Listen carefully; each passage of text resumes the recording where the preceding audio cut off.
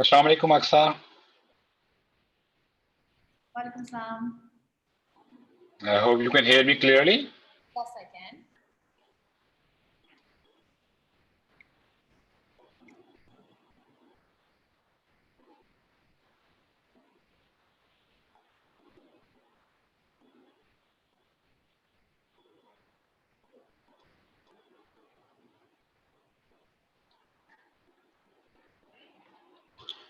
Assalamu alaikum, Dr. Saab.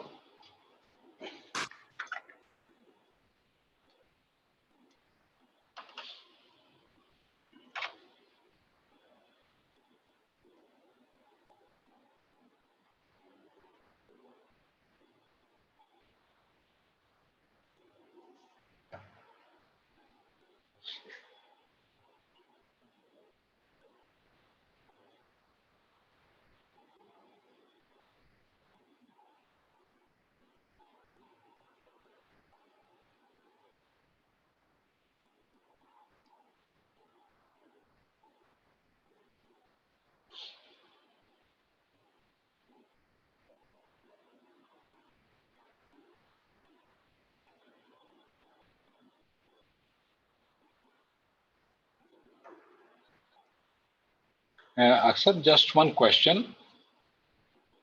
Sure. In terms of the structure of the entire duration, there are three things like survive, revive, and thrive. So the questions will be asked in the same sequence, or it will be more like the certain thing which falls into survive, something in thrive, and so a mix of all like The things. reason why we want to build up from survive, because each organization was initially in that survival mode, then Sure. everyone went to survival mode, and now most organizations are moving towards their thrive. So what they have done, what measures they have done taken in case internally as well as externally to help that happen is how we will build up the conversation. Okay, makes sense. Baki, Thank we you. will throw the technology related questions to you and Rehan Saab, the health related to Dr. Bari, of course, the management related. So because there's a segment, so we have sort of equal participation from each of the panelists. Sure. So we'll just wait for the rest of them to come in. But if anyone has any questions, feel free to ask. Perfect. Thank you. Assalamualaikum. Walaikum Assalam, Dr. Saab. How are you? Fine, thank you. How are you? Alhamdulillah, ठीक ठाक. Chalo, alhamdulillah.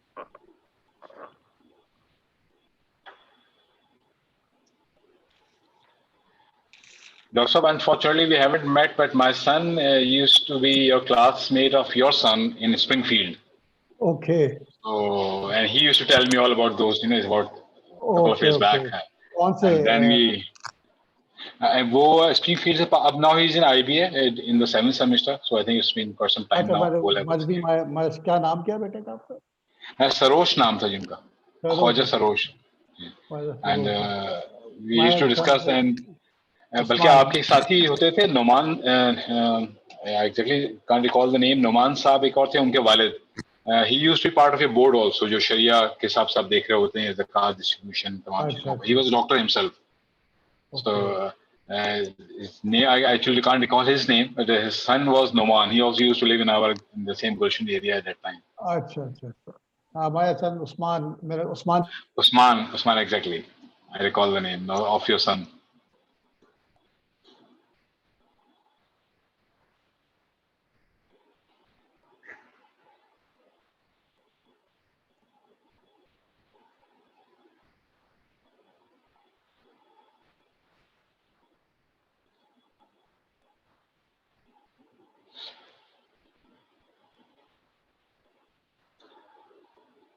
आपकी आवाज I can't hear you, Dr. साहब.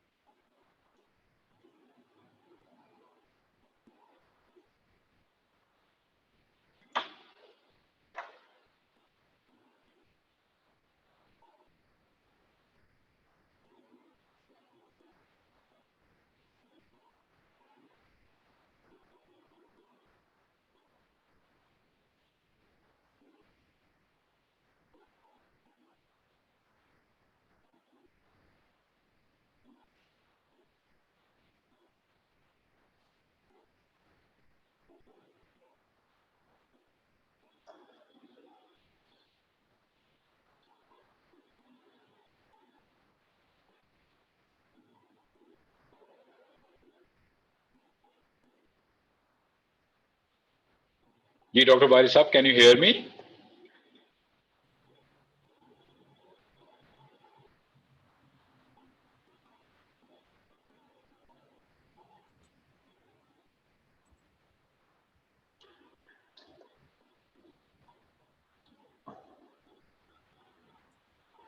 Assalamualaikum. Walaikum assalam.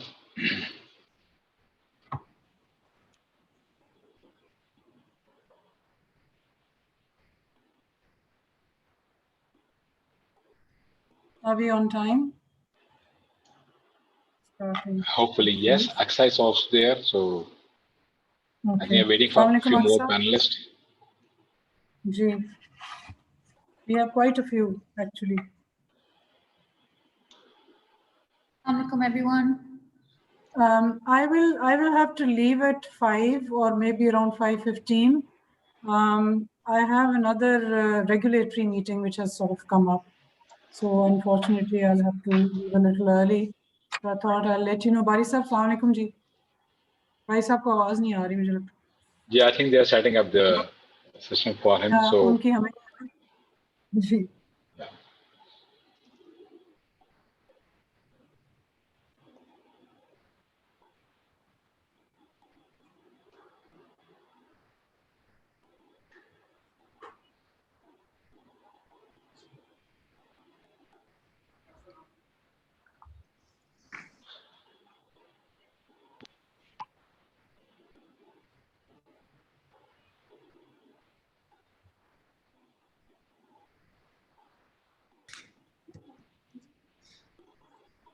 Good afternoon, Thomas.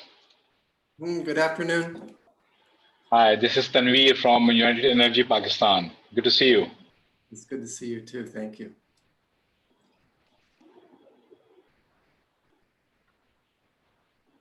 So we'll just wait another minute or two, and then we'll start. So we have all the panelists online right now? They're joining in. Okay. So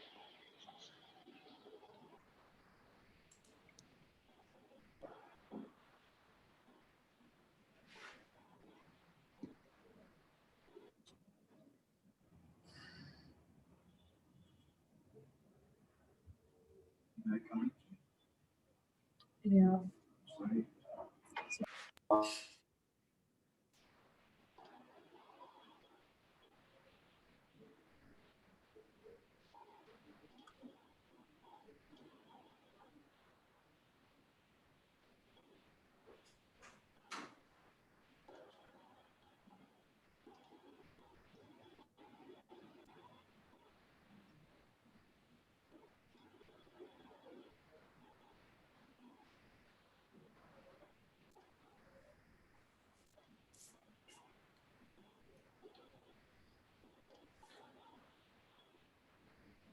Assalamu alaikum, Inam Saab. Tanveer here.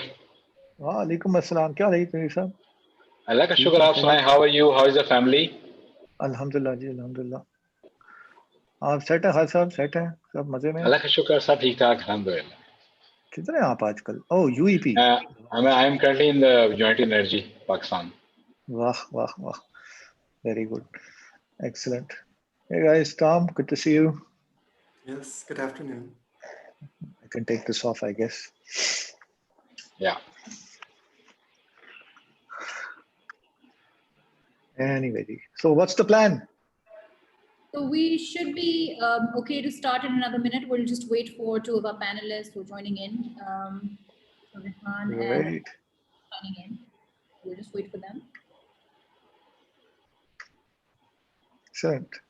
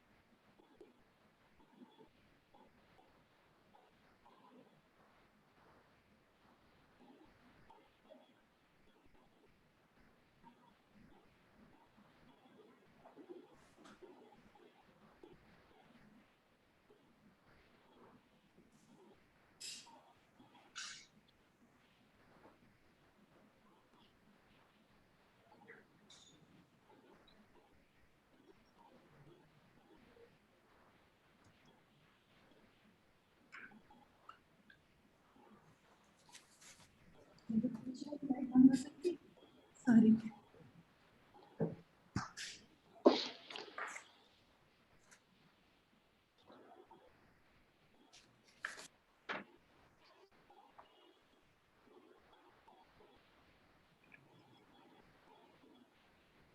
So, Assalamu alaikum, everyone. Walaikum Assalam. Hello, Assalamu alaikum. Welcome to the first of our CXO Leadership live series. I'm your moderator and host for today, editor-in-chief of the CXO Exchange Magazine and Media Properties. And I have with me my co-moderator, Thomas Schmidt, Director, Engineering Solutions at America. Yes, yes. Thank you, Aksa from Lahore. And a very big thank you to all the panelists and attendees for joining us today. So we'll sort of dive right in. Since the main event is a panel discussion, so there are no presentations per se, but we're looking to gather some insights from our panelists, each of them who represent a particular industry vertical. They're very keen to understand how they navigated the COVID situation. And so we will be able to take on questions. So all those who are attending the event, please make sure you send in your questions throughout the webinar. And we will be taking these up at the end of the discussion in case they already haven't been answered during the length of the discussion itself.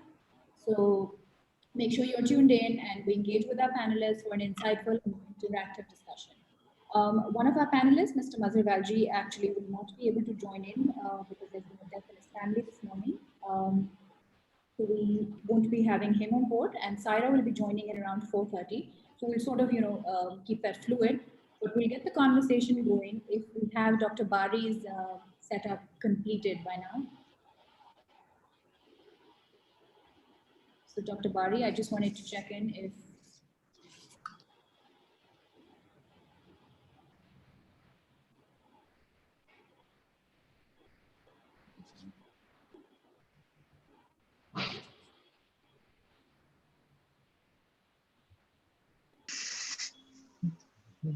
We lost Dr. Bari here. Aksa, your sound is sort of, coming in and out occasionally. Yeah. I don't know if it's just me or somebody else, but it's not smooth. No, yeah, it's the same. Yeah, for me. Same for me. Oh. I think you have to speak a bit louder, so that will be much easier. Sure. Is this any better? Yeah, it's better. Okay, so we have Dr. Bari with us here for a keynote speech for today's session.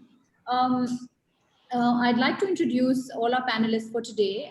We have Mr. Abrar Mir, Group Head Innovation at Habib Bank Limited. We have Mr. Rehan Kadri, who's joining in as Digital Transformation from Cardi.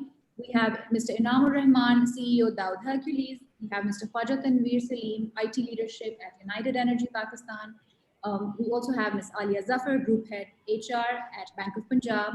And we have Mr. Salman Chaudhary, CEO Empiric AI. Ms. Saira Khan, Director HR from National Foods, will be joining in shortly as well. So we have a lot to cover today, and I think we should dive right in. Our keynote speaker for today, Dr. Abdul Bari Khan, Chief Executive Officer at the Indus Hospital, is here to join in. Dr. Bari, what the world is facing today is a health crisis, but its after effects into this has turned it into an economic crisis as well. And what we're trying to plug in here today is how, the business side of things, we would like you to share how organizations have had to rethink the way they approach health, safety, employee well-being and security, and what the future outlook of the new normal is going to look like for all of us. So before we hand it over to you, on behalf of everyone present here, I would like to, of course, express our gratitude to all frontline health workers, for their dedication in battling COVID in Pakistan. So over to you, sir.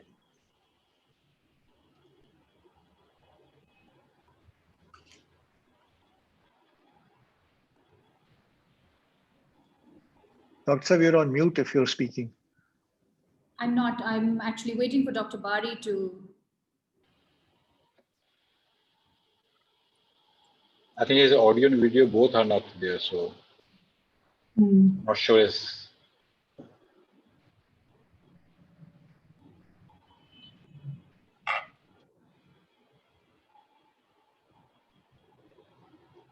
Aksa, if you can send a chat. to Bari Saab.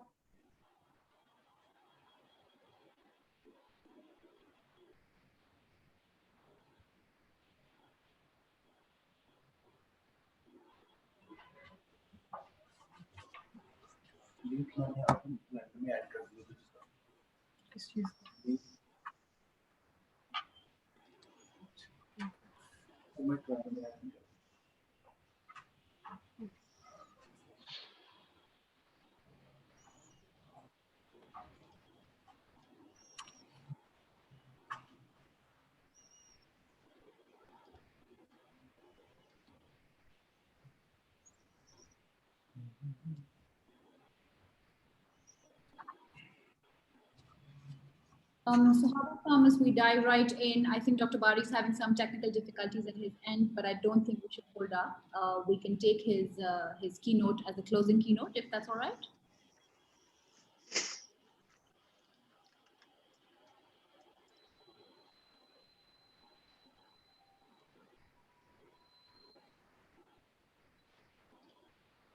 Thomas? Yep, we can do that. Okay, great. So the next segment of today's event is focusing on a topic that's, of course, a great interest to all of us, and that's why everybody's here. It's the innovation reset and the future outlook in the new normal. So we've got a lot of information and a lot of insights that we want to unpack today with our esteemed panelists that have joined. And I'd like to again take an opportunity to thank each of them, as well as the attendees, for joining and to share their experience and best practices with the rest of us. So firstly, regarding innovation and talking about innovation, but more importantly and more specifically, we want to talk about the innovation that happened during this COVID era. And over the next 1.5 hours, some of the panelists from the cross-industry verticals, we're going to expect them and ask for them to explore the outlook for businesses with COVID as the backdrop. So the first question, and this first question is basically directed to Mazer and Abrar.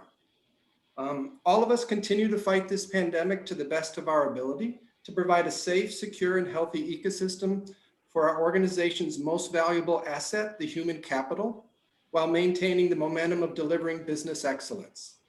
So the question being, what does the future outlook of business look like in the new normal? And again, for Mazer and for Abrar.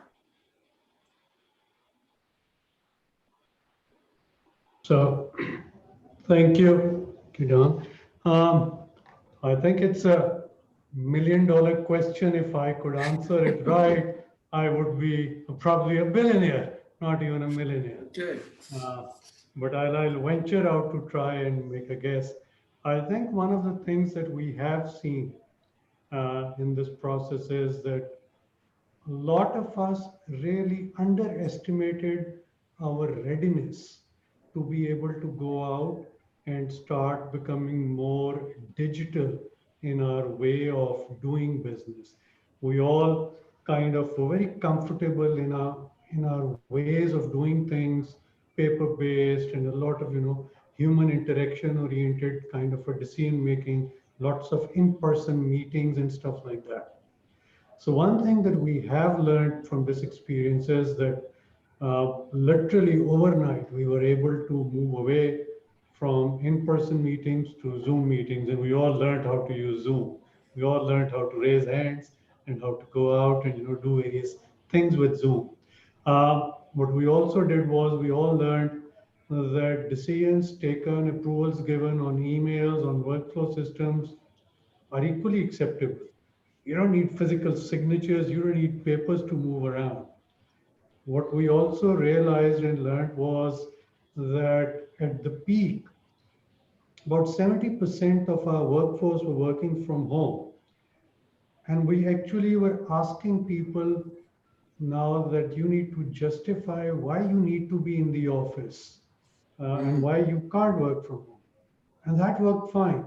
The amount of work we were able to do, the scale of things we were able to do. For example, I was able to lead the largest social transfer payment for government of Pakistan under their ESAS program, whereby we made about 150 billion rupees of disbursements in emergency cash transfer to about 14 million people. All of that was set up literally in a matter of days. Literally in a matter of days, we were able to set up the whole structure, do the development work, get the processes in place, and get the money going. And 150 billion rupees got disbursed to 15 million families. With about 230 odd complaints came to us. Everything else, everybody was happy. So that has taught us a lot of things.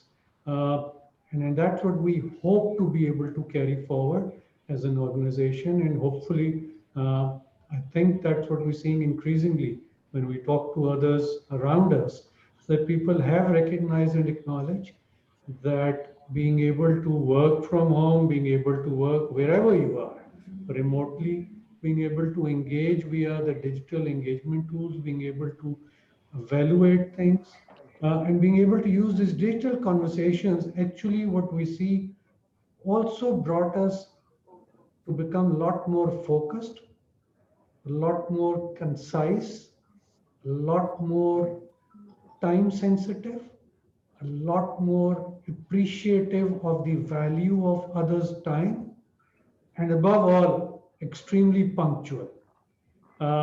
And I think these are a lot of these values that we have learned, and we see, at least in our context, these are going to be significant cultural change that we hope and we expect is going to stay with all of us as we move forward. And that in turn will translate into business model change, will in turn change the way we are structured today. Today, we've got huge offices and buildings and all of that. But we're very actively thinking and contemplating. Maybe a certain percentage of workforce should just not be required to come to office. They don't need to be in the office at all. All our development teams and QA teams and all of those, they have been doing all sorts of new development sitting at home. So why do we need them to be sitting in office, marking their attendance, holding them hostage from 9 to 5 and getting them to do the biometric attendance and all of that? We've seen people deliver. People have been far more productive. People have been far more responsible and responsive. So I think we've learned few things that going forward, we need to respect the fact that people will respond more if you trust them. People will respond better if you give them the flexibility and the freedom to deliver the end goal instead of forcing them to do it certain way, being somewhere and being bound regardless of whether they are doing something or not. Letting people be able to juggle between their family life, their social responsibilities and the work life in a manner that suits them without compromising the need of the organization. It works beautifully well. And those are the kind of things we hope and see going forward the organizations will learn. We certainly do hope to continue to build on this learning and definitely change the way we continue to work going forward. Great. I think that's excellent. Couple of few words that you hit on there really struck a chord with me, at least: the trust, the freedom, and the productivity. I think that's probably across all of us, and it relates very well to the human nature of leaving the people first and the business comes. So next question, let's see, Mazhar, do we have all of our panelists, Aksa? So Saira will sign in by 4:30. She's had an emergency, and Mazhar is not joining in because he's had a funeral to attend. Okay. Carry on with the rest. Okay, great. So then the next question we have directed toward Rahan and Tanvir. It goes like this. All right, so having a seamless work from home mechanism was possible largely due to robust IT governance and the plan that's been put in place around that. So what are some of the measures or the best practices regarding this that you can share with all of us? And we have again, Rahan and Tanvir, please. Okay, thank you very much. Rahan, are you going first or shall I start?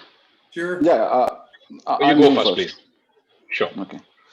So I think one of the areas where you do investment in technology, sometimes you get ready for the worst, and then when there are certain times, you only realize that you were getting ready for such sort of the scenario. Although I hope this never happens again. But Khadi as an organization, we actually moved to 100% cloud-based organization back in 2018. And since 2018, the vision actually was to be a global organization which is run completely in cloud, which is where the workforce is mobile and where there is a concept of working from anywhere. So, as an organization, this culture was already built into the organization even before COVID. So, I think since this culture was already built into it, so there were no disruption in the services, no uh, chaos in terms of how would we work from home. So it was a switch off on one day from office and switching on a next day from home. Number one. Number two, since Khadi is a global organization, we coordinate with our teams, we connect with our teams. We used to connect with our teams over Teams already. So, so that environment whereby you connect with your teams on on video conferencing solutions on so there was a culture whereby if I have to talk to someone who is on second floor or floor next to me, I used to dial Teams and we used to connect on the video call. Only thing that that was different was for certain people who were not using the Teams. So that culture was built in. As far as I'm concerned, as far as the organization is concerned, I think this was another day in the world where, at least from working side, but only thing that helped us, as I think Abrar was also referring to, was that the team or those platforms were only used for communication. But with this scenario, these platforms were actually used for active collaboration and the management of the teams as well. So just as an example, there we developed an environment whereby the people need to check in at certain point in time on Teams, and then there were need to connect on Teams on certain period of time, so that although you work from home, you have your open plan to work, but there is a discipline whereby the teams need to connect with their supervisor, get the work executed, and then deliver the work again. So that was one perspective. One another perspective that was great was related to learning. So Khadi as an organization, we are on LinkedIn learning platform. So I have seen lots of users getting trainings on LinkedIn learning during that period, getting certified on certain new skills which were not developed during the working hours. So even myself, I feel that that period was fairly a learning period whereby you can adjust your timings and tasks according to your flexibility, while at the same time be able to learn new skills during the same scenario. Yeah, so this was, I think this was an investment in technology that paid well when it was needed. So, thank you, Rehan. Just taking up the question what Thomas just asked, and starting off, just would like to echo what Abrar mentioned. When this COVID thing happened, it opened the doors of the virtual reality in true sense. It is more like being virtual, a reality that we started living since March in Pakistan, in Karachi, in Pakistan. It was more like a constant change for the last 6, 7, 8 months, and it's been more like about embracing the new interfaces of Teams and Zooms and all those collaboration tools that were being used across the geography, all across the globe. When it actually came in, it was initial thing was, it was more like a realization of responsibility, because our company, United Energy Pakistan, being an oil and gas company, it was declared as essential services. So we cannot shut down the fields. Oil and gas exploration has to take place. So it was, it was more of a realization of responsibility from the very beginning to keep generating the hydrocarbon for the country, and then it was the absorbing the shock that we can't shut down in full. So it was more like we have to run, and how, and that was the question that came up. So safety of the employees came in as the first thing, SOPs, testing, quarantine facilities at the field and stuff. We shut down Karachi Islamabad office because it wasn't an operational thing. We moved then people to work from home.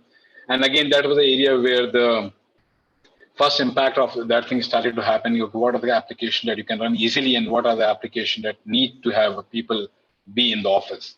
As Nehan mentioned, cloudification has been one of the key elements that has actually helped us sail through this period. We have been on Office 365, so Teams was being used. A couple of things, just in terms of Thomas, what you mentioned, okay, what were some innovations we did? We have a program for rolling out Office 365, and the Teams was the one we planned in the last.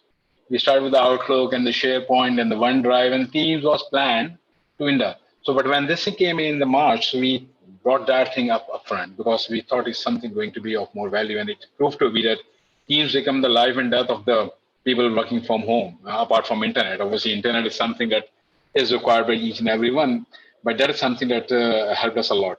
Similarly, one of the key things that happens, and I think all of us will agree on that, is the communication and engagement with the two components that we came along all the way through. Be it IT, be it non-IT, there was need to have a constant communication and the transparency of the communication. No much of sugarcoating, being vulnerable at times, that and being honest at times, what need to be communicated and when it need to be communicated. Thorough engagement kept on in terms of webinars, and then HR had been working on the well-being of the mental health and stuff like that. Connectivity tools like webinars and the virtual trainings were kicked in. When I talk about from IT perspective, what my stakeholders were expecting out of me was to keep the holistic technology landscape at the organization up and running, and that's something which make sure that all the employees they need what they need to execute the business. Now, this is what my job is, but frankly speaking, it's just the ante of the poker game. You see, as I said in the chair, my most important responsibility is to be the first and the best living credential in applying and the technology to transform the business. In case of COVID, it went a step ahead. It was not just about using the technology to transform the business. It was more like leveraging the technology to create a difference in the lives of the people who are not able to come to office. They were missing the office over the period of time. And there are certain people, when the minimum manning started off, they were coming to the office, so they were missing their home life, and we all were juggling it together. So that was something in there. A robust infrastructure obviously plays an important role. Can't disagree with Rehan. It is something which is comes in parts and parcel of everything. Virtualization, cloudification, these are key components that actually help us out. And having a proper, what do you call the technical platform. A lot of the people I came to know within this COVID environment, they lost of being tied to data centers in the on-prem systems. One thing that came up, on-prem systems, also in terms of cybersecurity, because lots of attacks came in, and we heard all about in the news what happened in the recent past. But generally, on-prem system, and if you're tied to a particular data center, that's something which makes the life a bit more miserable, especially in these type of things. It was hard awakening, frankly speaking, for many of them.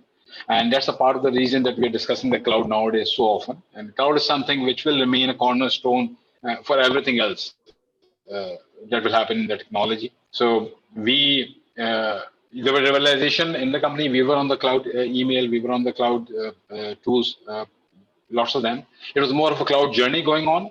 But yes, these type of things, when it happened, turned into an opportunity to actually escalate the entire process of digitization across the organization. So it was more like if we are running on the third gear of a car, it was more like getting the fourth gear, and when going to the drive mode, it will be in the fifth gear. We are running the car and trying to run a sports car indeed.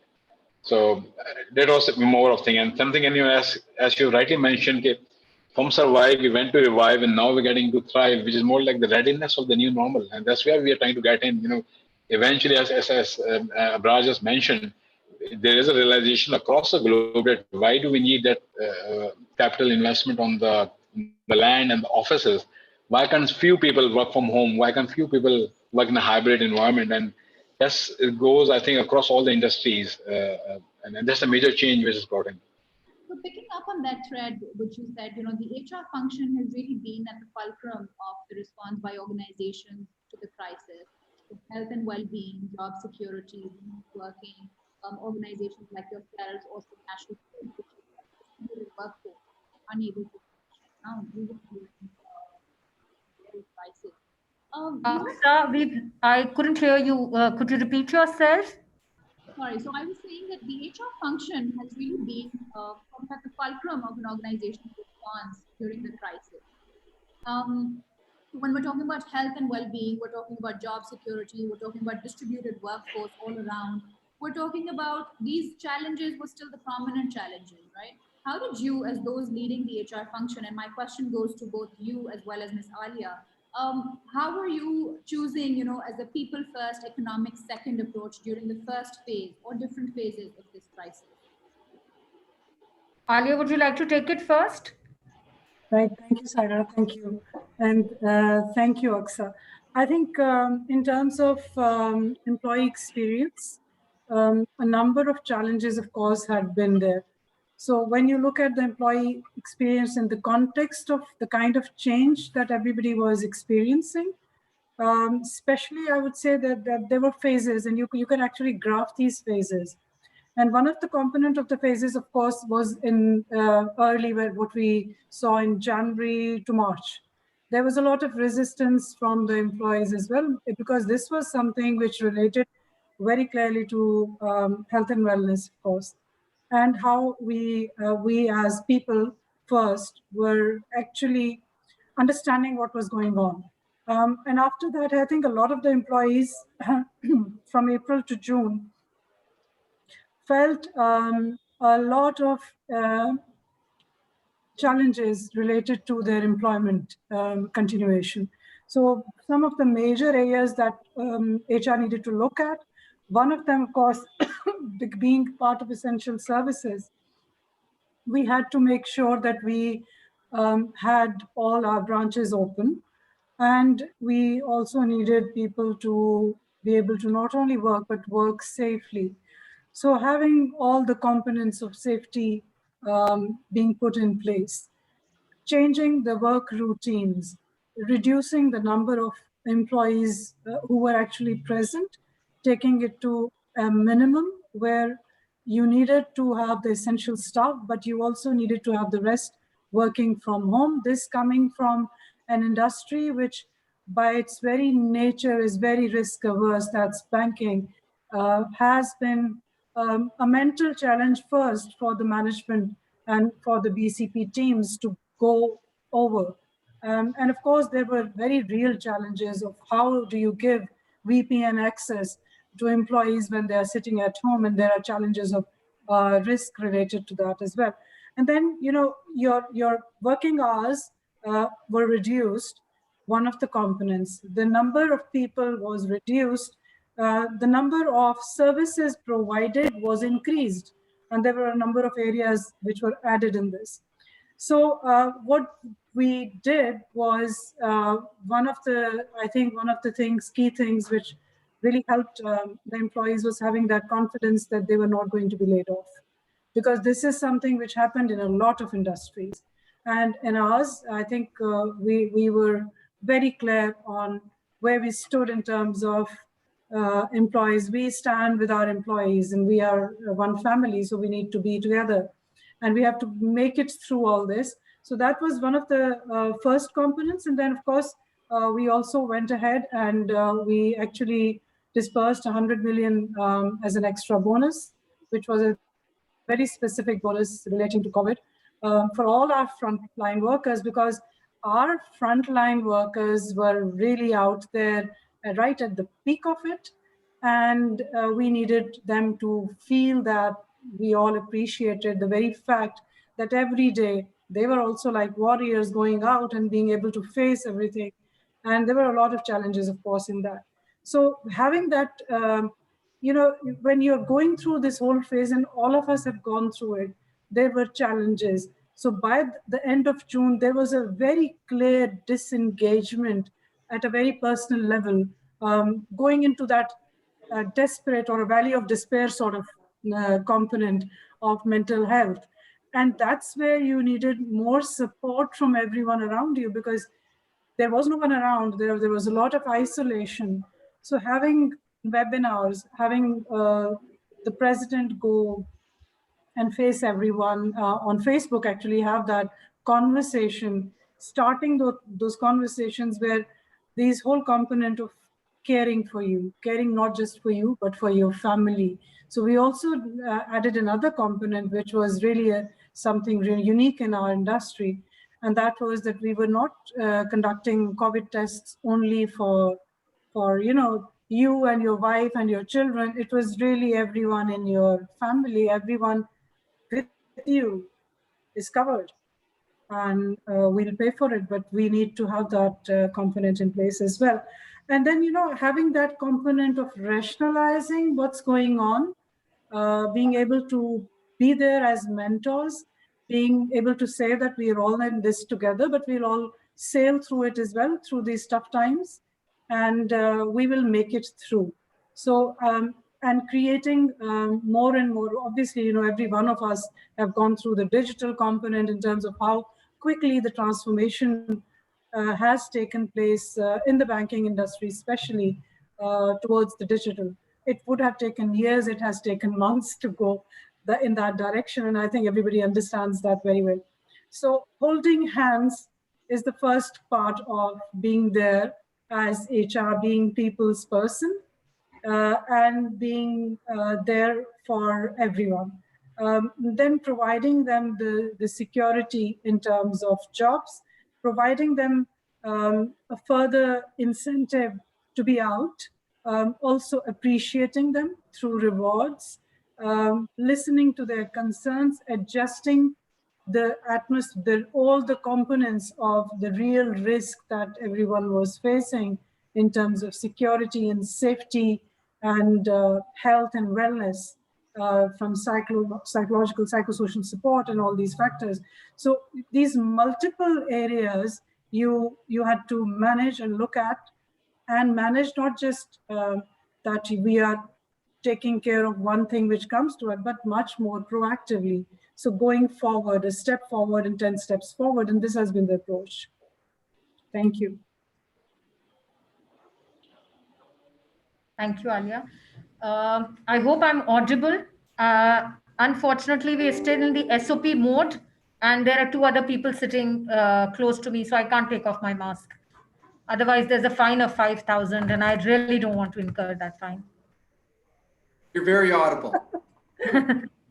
Okay, so just picking up from where Alia left off, we did a lot of those things, and something that one should be proud of under normal circumstances is something that we garnered revenue, maximum revenue in our history in this particular COVID year. So COVID came as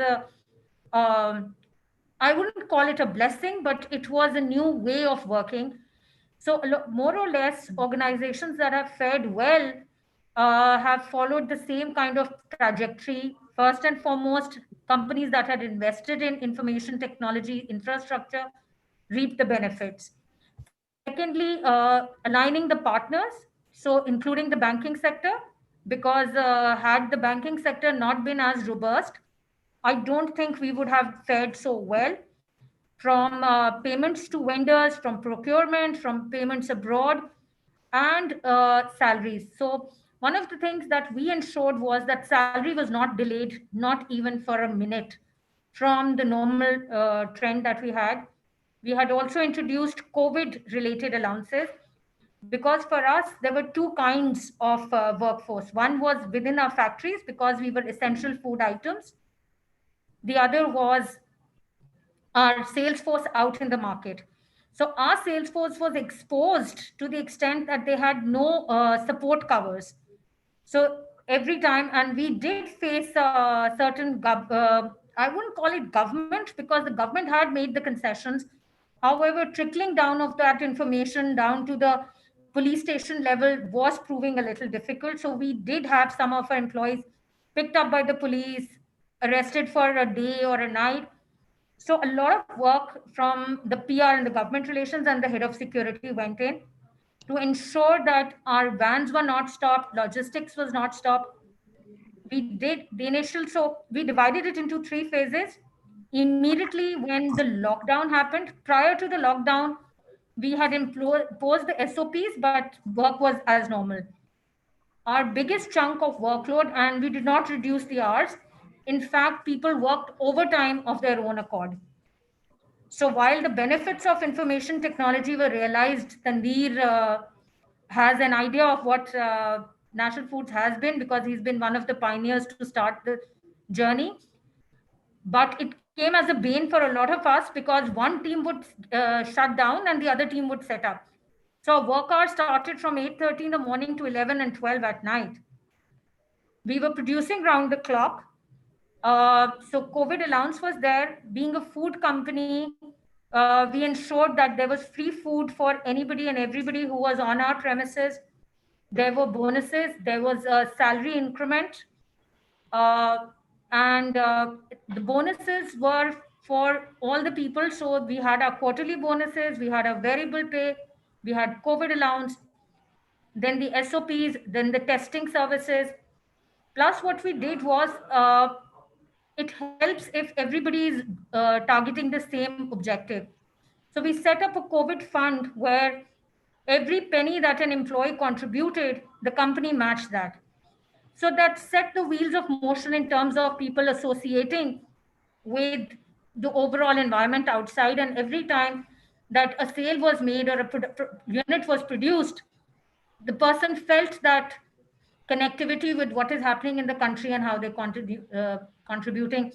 A lot of free distribution of food to different charities. Dr. Bari is here, so we, with the help of Indus Hospital, we've put up high dependency units also.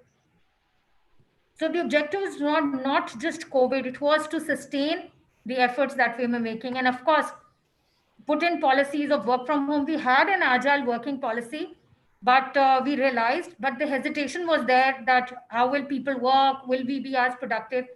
We've actually numbered more productivity during COVID because I think people felt the responsibility, which in an office environment, people tend to shirk. So a lot of time is spent in, taking breaks and having discussions. Uh, Meetings on Zoom were far more focused, far more productive, and we've continued. So a lot of our learnings coming from COVID have continued. So it has set up a new system of operations in the company. You don't need to force feed people to complete a project. People are actually now taking the responsibility. And the company is looking to adjust its policies to reward that kind of behavior. Another thing that we did was ensure that anybody and everybody who was uncomfortable, we had a replacement coming in and going out. Plus, the top team ensured that they were physically visiting the premises. So the entire top team made it a point to be there, including the board members, at all our locations, at least the manufacturing plants, because other markets was not as simple for us. You needed to get a lot of permissions, and we didn't want to put our sales teams in any additional trouble. So the allowances, the bonuses, the free food, the extra transportation. And what came as a surprise was that a lot of people who are working with our with our third party service providers actually doubled up their own. So there was an allowance for attendance. So people actually started adhering to the SOPs far more than they normally would.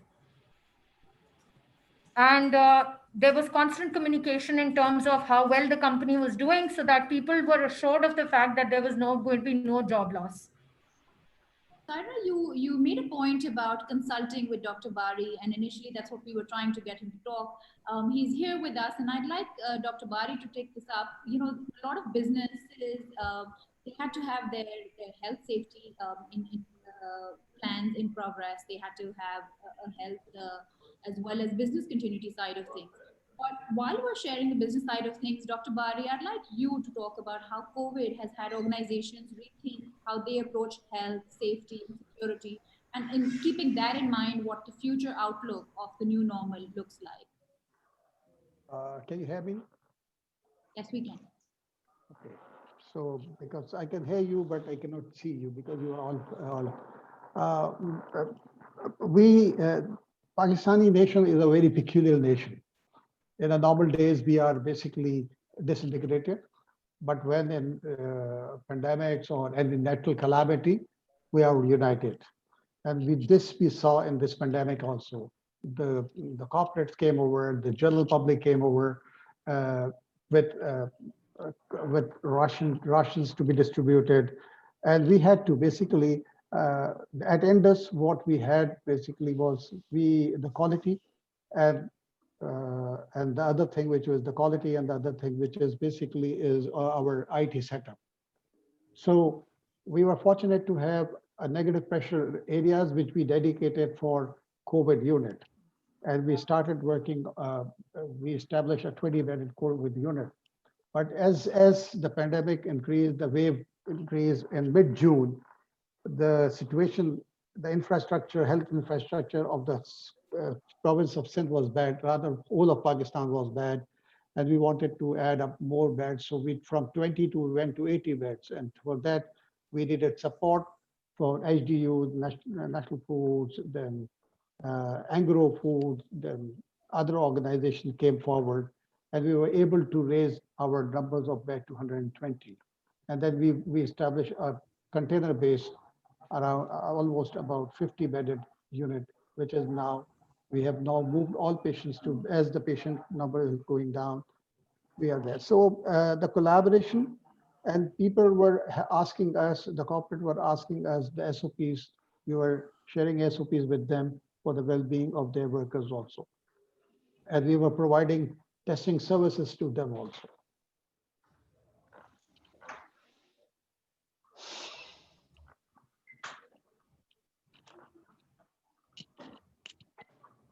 So, Thomas, would you like to take up the conversation on business continuity, and we will take it to Anand? Actually, what I'd like to do is, if it's okay, I'd like to go back to something that I heard, kind of a common thread. Let's see, it was between Tanvir and Sarah and Aliyah. I mean, clearly you were all related to industries that simply cannot make the choice to shut down. Tanvir, you had to make oil and gas. The branches have to be open and people have to eat. So I was going to ask the three of you, was there any innovation or any technology that you implemented to deal with the safety of your workers when they were like in the branch? They had to be there in the branch, and they had to be there in the production facility, and they had to be there making the foods. Was there any innovation that was brought into the game there to help those workers feel more safe and more supported?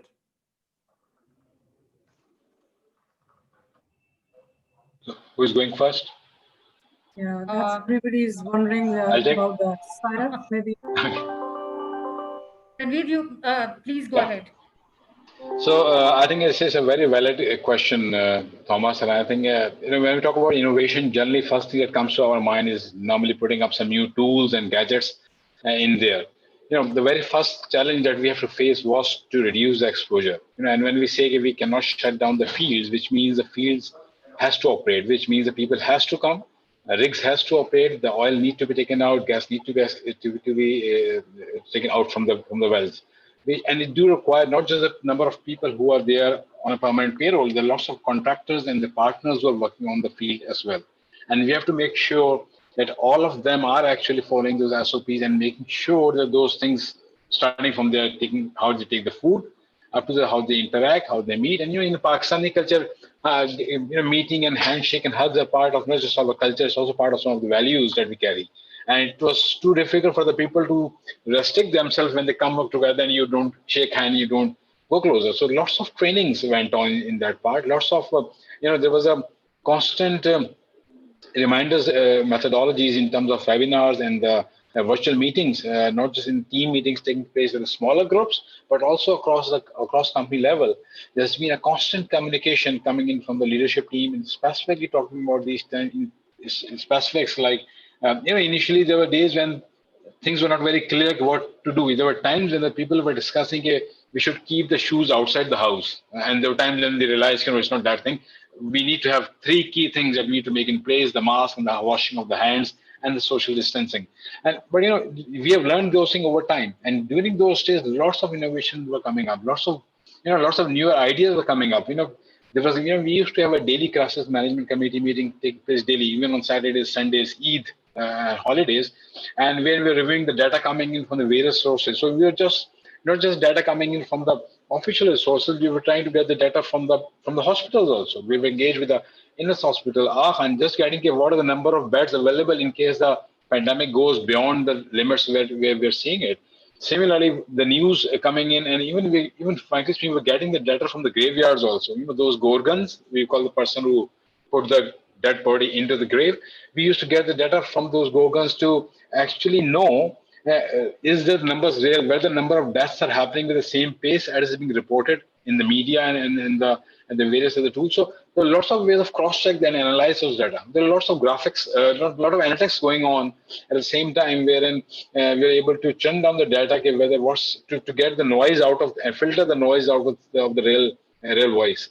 So those innovations were coming in. Similarly, it was more like a continuous evolving process. We started off when there were times when we used to have one single communication coming in at a particular time, and then there was loads of communication coming up. There were more of empathy coming into those areas. There were lots of HR coming up with all those sort of programs that just Sarah mentioned in terms of mental health well-being.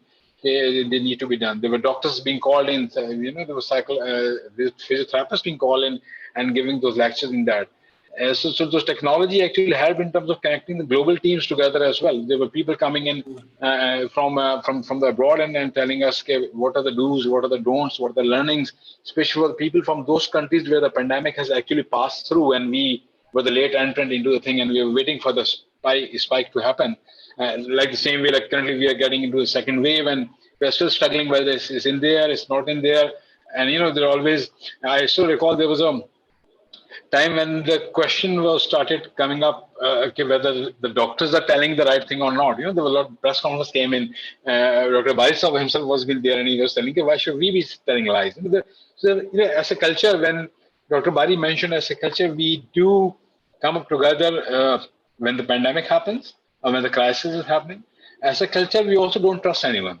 And that's the biggest challenge that we don't trust the people who are the experts. So if for example, in case of digitization, if you go to the organization and want a couple of $1,000s to put up some investment in technology, then again, the whole process of justification goes on, which is required, which is necessary. But again, it's also element someone who knows the thing well should be given the opportunity to do those. So the doctors were the authorized people who tell what's right and what is wrong, and those things eventually helped out. So innovation, not in terms of putting up a gadget that can do some sort of a ringing the bell when some people get closer in 3 feet or together, not as such. We did evaluate a couple of things in terms of having those door access, wherein instead of actually you have to put up a thumb, because we closed down the thumb scanning part, and we just stopped that. Only the RFID cards were being used to enter on need basis for the during the minimum manning days. We were evaluating, okay, if we need to make a count, how many number of people need to be there at a particular time, at a particular floor, then that count need to be readily available. So those type of information was made handy for the teams to work through. Things like cafeterias were closed, and you get the food from from one particular caterer and things like that. So there are various smaller changes which we were learning and adopting and evolving into it. And that's what the whole learning of last 6 to 8 months, which will be a big source of survival for us into the thrive mode as you go into that particular mode and use those learnings and transform that into a new norm, which we are spelling out. Okay, thank you. Hey, Alia, how about you in the branches? I'm thinking that the people behind the counter at the desk had to be really worried during this time. Yes. Did you have to inject any technology or innovation to make them feel okay? Right. So the first and foremost thing, of course, in terms of technology is having access to digital banking. So what we did was there was a much more focus on digital banking and for customers to opt for branchless banking. So this was something that already was in place, but what we did was communicate more on media about how customers could actually utilize it more. So I think that focus on the customer side in terms of utilizing digital banking services and the communication around it, because the tool was already there. So we didn't actually develop the tool at that time. It was already developed, but the utilization actually increased manifold because of that communication. So that was the component in terms of branchless banking. But other than that, there were a number of digital platforms which we actually initiated at that time relating to employee services. So there are certain services within our employee services area which were at that time not really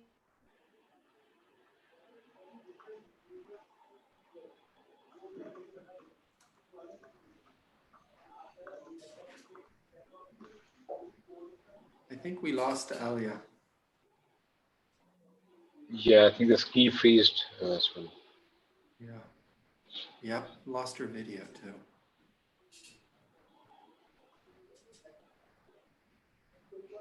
Something technology has not been able to solve till now. 7 months down the road. Yeah, it's getting from, frankly, from bad to worse as well. Last couple of days, there were lots of communication issues in mobiling and the Uphone and other telcos. I don't know how many of you actually face it, but last 3-4 days has been quite notorious for that. How about Syra? Can we jump to you? Did you have to do anything specific in the manufacturing facilities to protect your employees? Okay, Thomas, we are a food organization, so innovation in food does not happen overnight. Yes, but in terms of the processes that were adopted earlier and the processes that were adopted during COVID and now post-COVID. So as mentioned by a little bit by Tanveer and by Alia also, implementation of the SOPs was extremely important. And as Dr. Bari had put in, we are a nation with each individual having a mind of its own. Initially, people did not believe in COVID. They thought it was a farce. They thought it was a political gimmick, X, Y, Z. So getting the people to adhere to the SOPs was a little difficult. And that is where management had to step in. So each one of us had to step in uh, physically to show them that we were also adhering to the same policies, uh, making concessions in terms of providing on-site food, which earlier people used to bring from home. So there was no food being brought out from outside. Switching to technology overnight for things that we would have usually, and in an ideal situation, panned out over the course of the year, such as we did have the RFID cards in place, but we were still working on the thumb imprint for entry. So switching that overnight, shutting off attendance. So it was more in terms of more like a warlike situation where we shut off attendance. And people ensured that there was no bypass of the attendance and they would actually come, register themselves, and move on. Getting the testing done on premises. So we liaisoned with Getz Pharma. They had testing kits. So we had the doctors put in place. All manufacturing sites require doctors. So we doubled up that headcount in terms of every shift having multiple doctors and doing random testing. At the same time, what a lot of people may not have experienced was because we were food manufacturing, we were constantly being visited by the government authorities. Getting all those licenses in place by every labor director who was coming in, we were having the commissioners visit us, uh, actually helped put us tighten our. And when the people saw that we were going through this, and every time we passed a clearance and we got the certificate, we exhibited it on the notice board so that people realized that they were contributing to it. Um, so those were some of the things, apart from all the other things that were being done. And it was commendable, again, repeating Dr. Bari's, the way that the police architecture helped us. Initially, yes, the first week was chaotic because everybody was trying to help, but we were at opposite tangents to each other. After the first week, once the system had more or less streamlined, we had gotten the Pakistan Business Council to help us get the contacts with the ministries.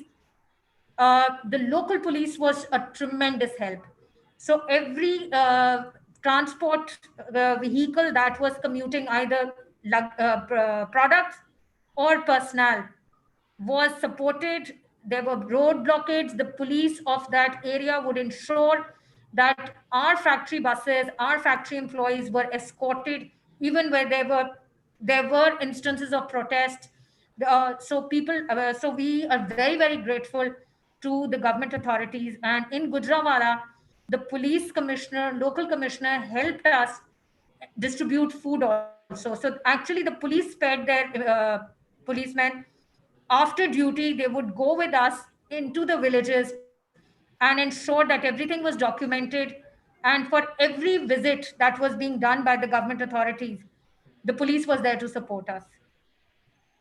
So Sarah, you talked about, it's COVID has taught us that it's really difficult to do long term, but we do want to give credit to all of you who've survived this period due to their agility and business modeling and remodeling and, adapting to this crisis. You guys are the ones really who have survived this long term, and, if there is long term is even a thing anymore. I'd like Inam Saab to take this to an innovative disaster recovery point of view, and if there are any measures that your organization has taken or will be taking were there an emergency again.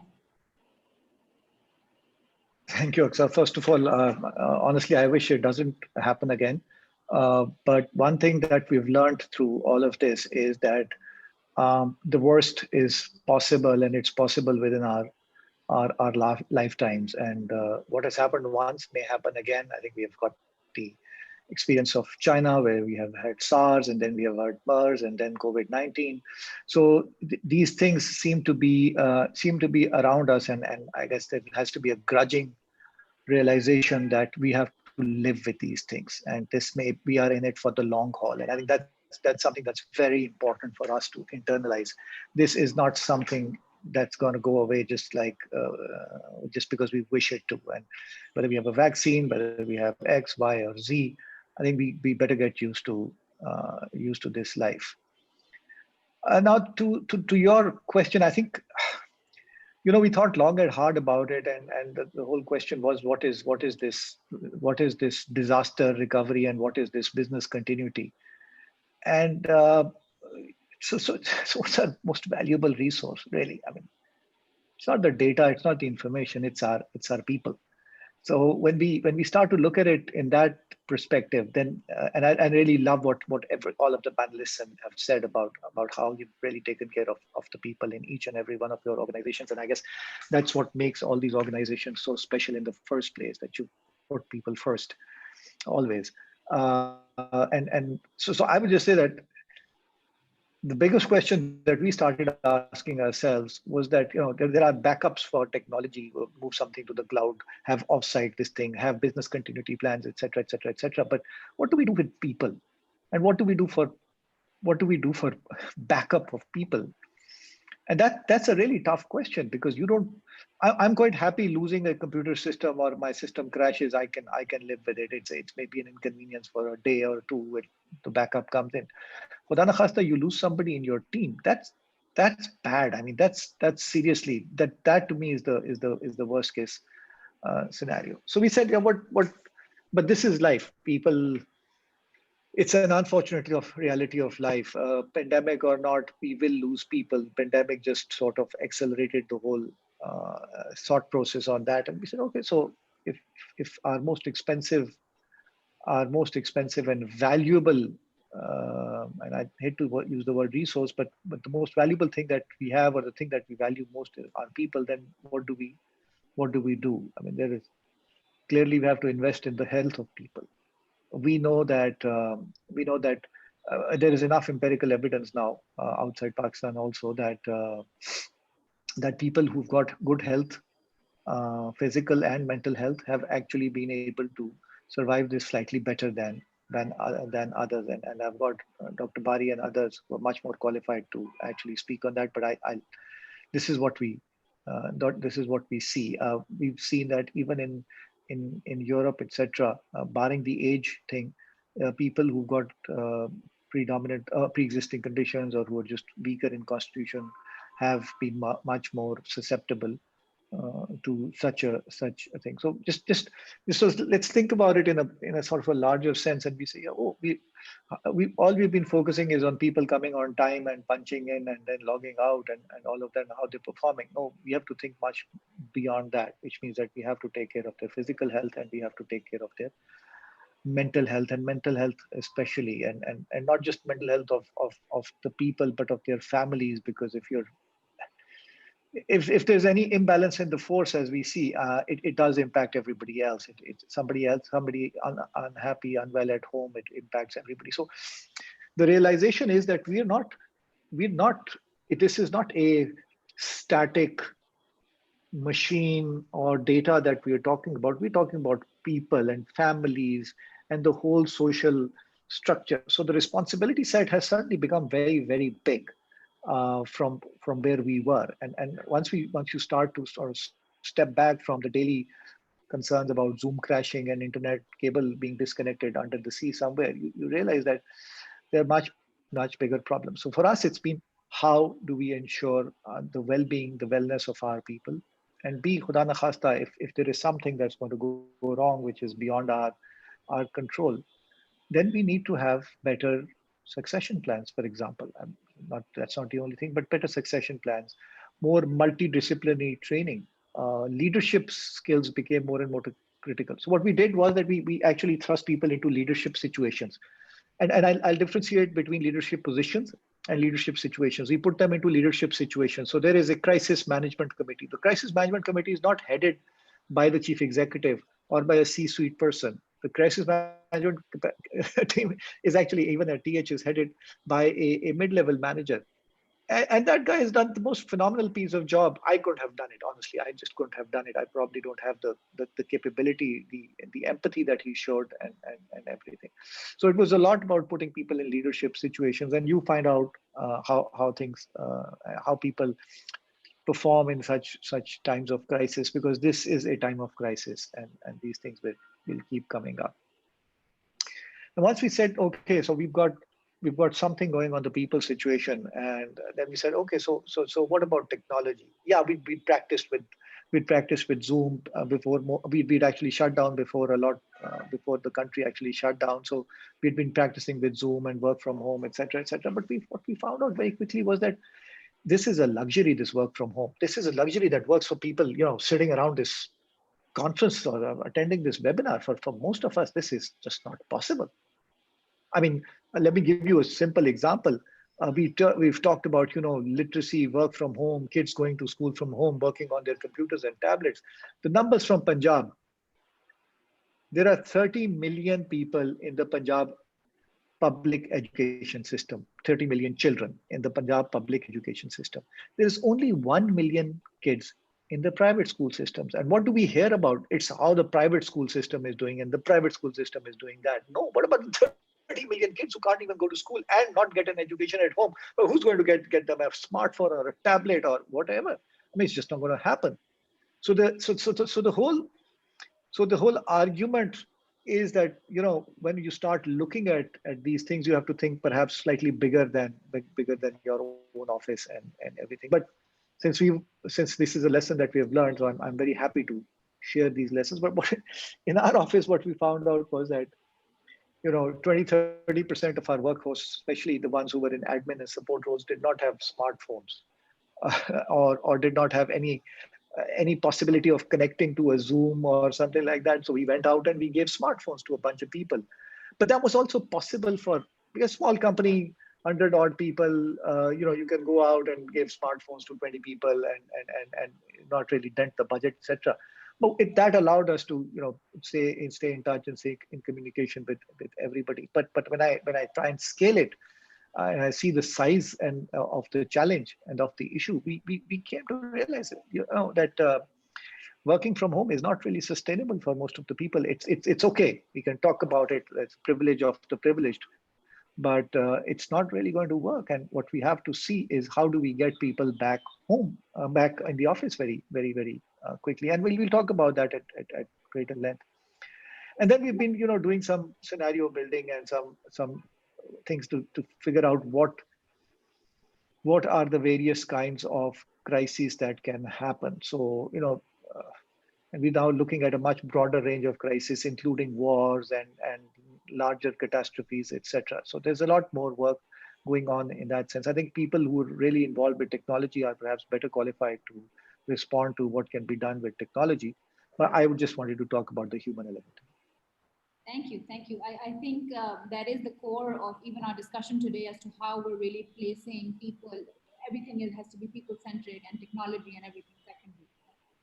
So Abrar Saab, I'd like you to add a little bit here on, while maintaining the human factor in business operation, how did your organization, for example, survive, then revive, and now move on to, as things are returning back to normal, or the new normal perhaps? What are the steps that you've taken to keep that going and to move on to a stage of thriving again? So your mic is on mute. Let me just. I think, like everybody has been saying, this challenge was as much about technology as it was about people. So on a standard basis, we do have our business continuity planning and all sorts of things, and we would always, but that would always be focused around, what if your systems did not work? What if your people could not, some of the people could not show up at work? How will you manage? But nothing was planned for something like this. And what this experience has taught us is that your crisis management has to be multi-pronged. It has to be about people. It has to be about your internal systems and processes. It has to be about your shareholder. It has to be about your customers. Because as a bank, when we look at our branches, that's where a walk-in customer is what we deal with. But at the same time, we deal with our corporate customers. Those customers were having their own challenges, and we were expected to be able to support them in their difficult times as well.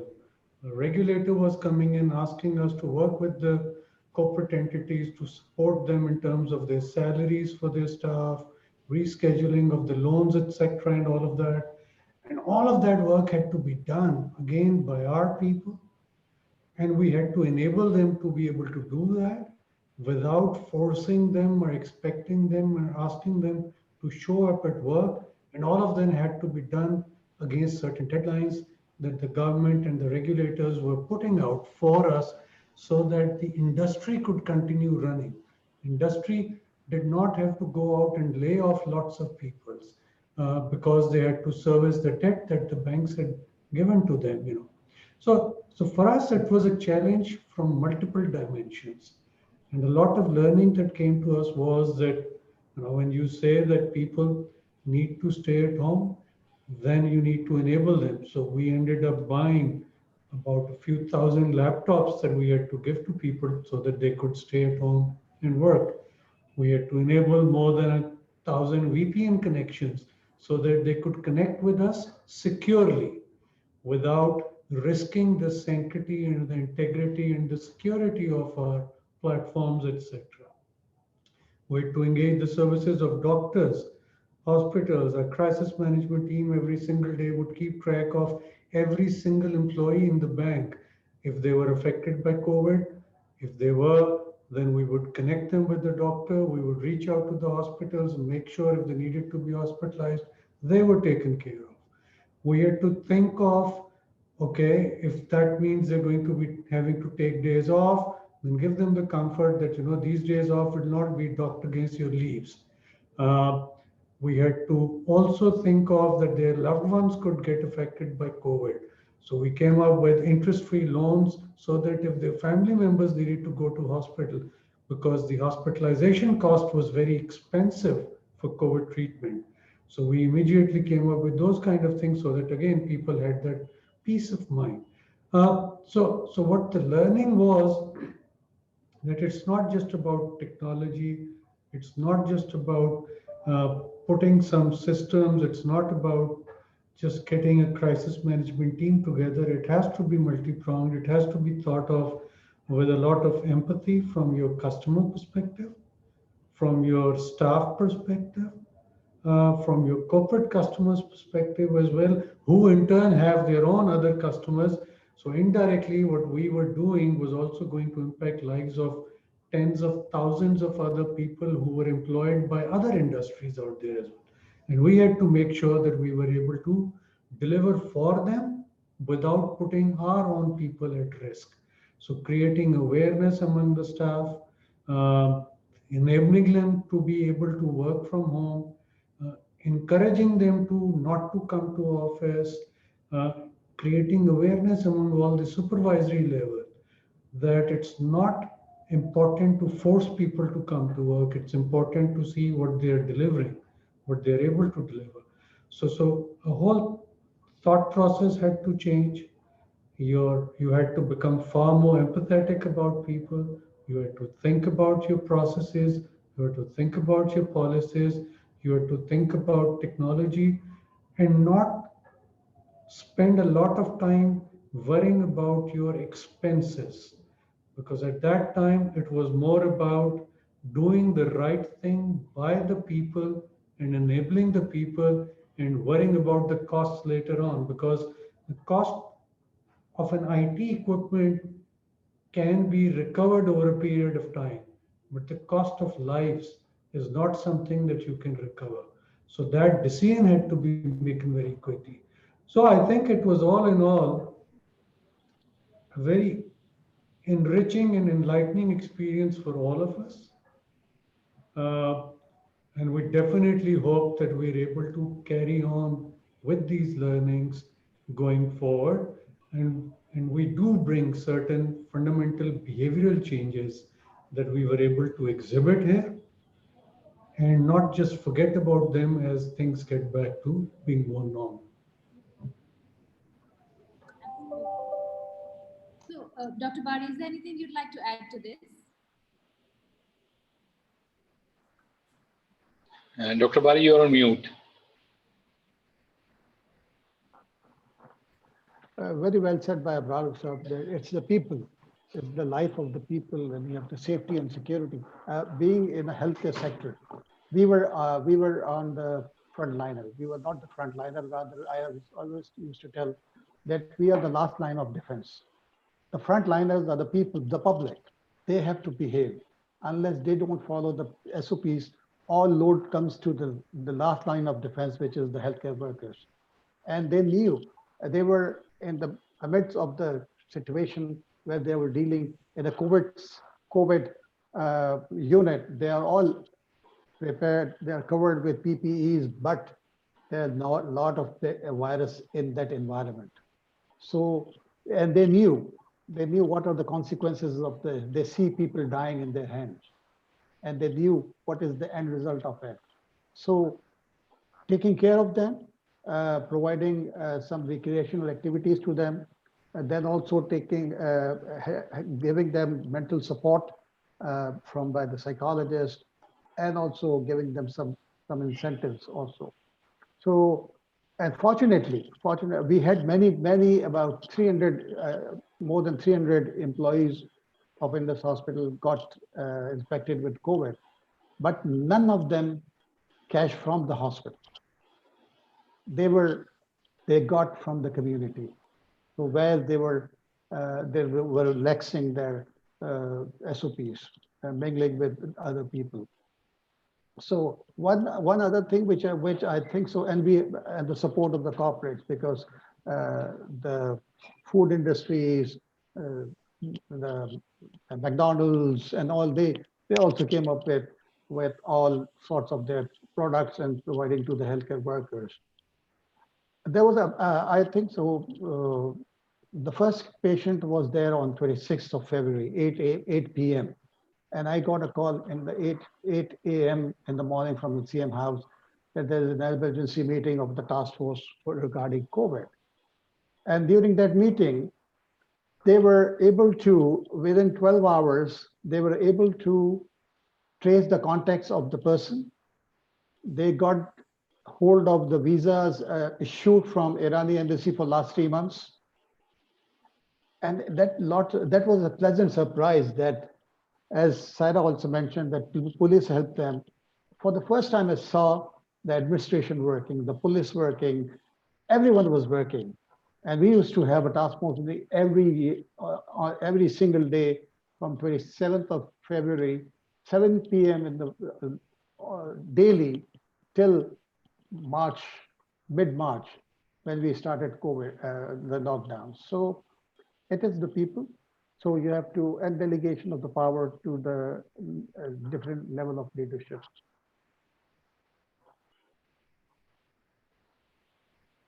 Thank you, Dr. Bari. So as we're turning towards the future outlook, we've seen some global research that has said that analytics and data are considered vital when we're looking at the post-COVID business recovery, as well as also employee safety and well-being. Because all of this is helping employees return to the workplace, it's improving customer experience, it's addressing supply chain issues, it's improving cost and IT optimization, as our panelists Tanveer Saab and Rehan Saab also talked about. And it's also helping people and organizations make better business as well as human care decisions. So Salman Saab, my question to you would be, as we are turning towards the future outlook, how do you see AI become a part of our future and to handle such crisis situations, were there to be any in the future?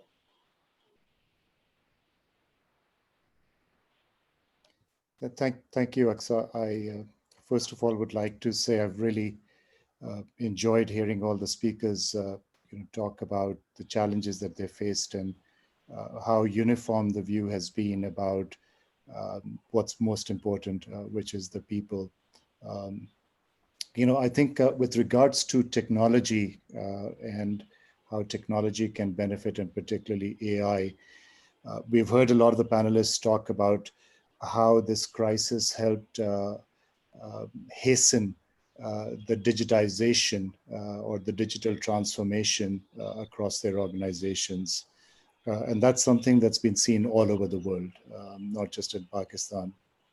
I believe we are in the midst of the first wave of digital transformation, which has increased reach, which has improved processes, which has boosted productivity, and which has also laid the groundwork of what's possible in the future and is starting to happen. Companies are focused on creating the right context for digital initiatives to take root. There's buy-in from senior leadership, and there has been a lot of investment around the underlying IT and data infrastructure. We heard about companies moving to the cloud and embracing that, and certainly the data, large amounts of data is easier to store in environments like the cloud than on physical infrastructure at each company. And then, of course, companies have also, been forced to adopt a different culture as a result of the current crisis that we're facing, and adopt faster skills that perhaps they were not yet ready to take on, but have had to do so. So while big data and analytics and the infrastructure supporting that are very much powering this first wave of digital transformation, it's artificial intelligence that will drive the second wave. Companies are already starting to gather and process data in different ways, whether it's data that's being generated by industrial plants, or it's data that's being generated through customer preferences and customer interactions, in online applications in banking. It's information that is being collated constantly through the Internet of Things, right? So you've got lots of devices, lots of interfaces that are interacting with end customers or with suppliers or vendors, and processing data, and all that data is now available to be used and leveraged. And it's this data that enables companies to start to rely on artificial intelligence. Artificial intelligence brings far more radical changes than just purely digital. Digital is moving away from paper onto an electronic format, and AI systems leverage the data generated through those electronic transactions or interactions to build models that replicate our behavior or the behavior of machines or the behavior of things. And so AI systems are going to be far more transformative. The adoption of AI in industry is going to be far more transformative because more than digital, AI systems have the ability to make decisions and ultimately to even take action. And that's what the future looks like down the road. The use of AI is, of course, already at a fairly advanced stage in several industries, such as media or retail, also known as e-commerce. Companies in which companies in these sectors can precisely measure the preferences of customers because of their interactions. And AI is penetrating more industries and more processes, as people are starting to look at efficiency, within their processes, are looking to automate more. The automotive industry is undergoing significant changes as a result. Self-driving cars are now a reality. You have companies, industrial companies that have brought in artificial intelligence for mining companies in drilling more effectively, in predicting the results of those drillings. Industrial companies in predicting how long a machine's lifetime is, when maintenance cycles are due. All of those things have gone from experienced, a few people that had the experience to guess when those things would happen, to now becoming more of a science with a greater degree of accuracy and predictability, ultimately saving not just money, but also lives and the environment. The more you reuse, the more you use, extend the lifetime of things, the more you save the planet as well. So in my view, there are two questions that you asked. The first is about AI becoming a part of our future. In my view, the future of work is X plus AI, where X is whatever you do. So AI is going to be a part of everything that we do. It already is a part of a lot of things that we are doing.